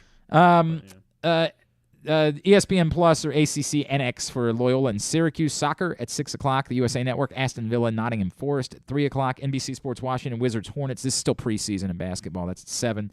NBA TV Sixers Cavaliers at 7. The USA Network for WWE Monday Night Raw at 8. Non-sports. Finale, season 2 finale of Kevin Can F Himself. Magic Johnson's going to be on Jimmy Kimmel tonight. Sure, why not? After the Bachelor, episode 4 of Bachelor in Paradise on ABC. Kamala Harris will be on Seth Meyers. Okay. But what's she plugging? I don't know. It would be hilarious The if she was plugging Reboot. Like, that's what she was on to plug. And then there's a horror movie coming out on Hulu called Grimcutty. Actually, people tell me that Reboot is pretty good. Yeah, I mean, they got a I good haven't. cast. It has a great cast, Yeah, I agree, but so. it just looking at it, it didn't do that much for Right, me. yeah. But everybody's telling me Same. that it's good, so I don't know. I might have to. I'm finally wrapping up Dahmer. God, what a chore that has been. So Grimcutty, but it doesn't look very good because they revealed like what the monster thing looks like in the trailer. Oh, okay. Which is like you shouldn't do that. Not supposed to. Definitely not supposed to. But yeah, which All looks right. and it looks so bad. Okay. Like the not, thing, the not monster great. thing. Not great. All right, Tubular was also brought to you by Guilford Hall Brewery. Love that place. They have a Halloween party coming up on the 29th. It's free to get in. costume contest, great live music all night, plus the delicious food and beer at Guilford Hall Brewery, which is a gem in our community. 1611 Guilford Avenue in Station North.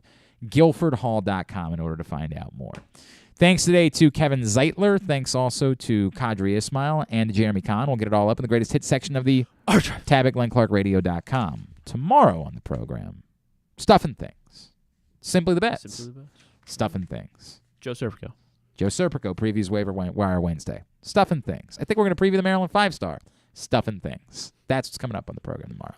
Thanks, everybody at PressBox, all of our great sponsors and partners, including the Baltimore County Police Department, Glory Days Grill, Royal Farms, Costas Inn, Maryland 5-Star, Guilford Hall Brewery, Great 8's Memorabilia, the FanDuel Sportsbook at Live Casino and Hotel Maryland, and Maryland Vascular Specialist, the all-new Ginsu Kamado Grill, the Baltimore Orioles, your local Toyota dealer, buyatoyota.com. Thanks to Griffin.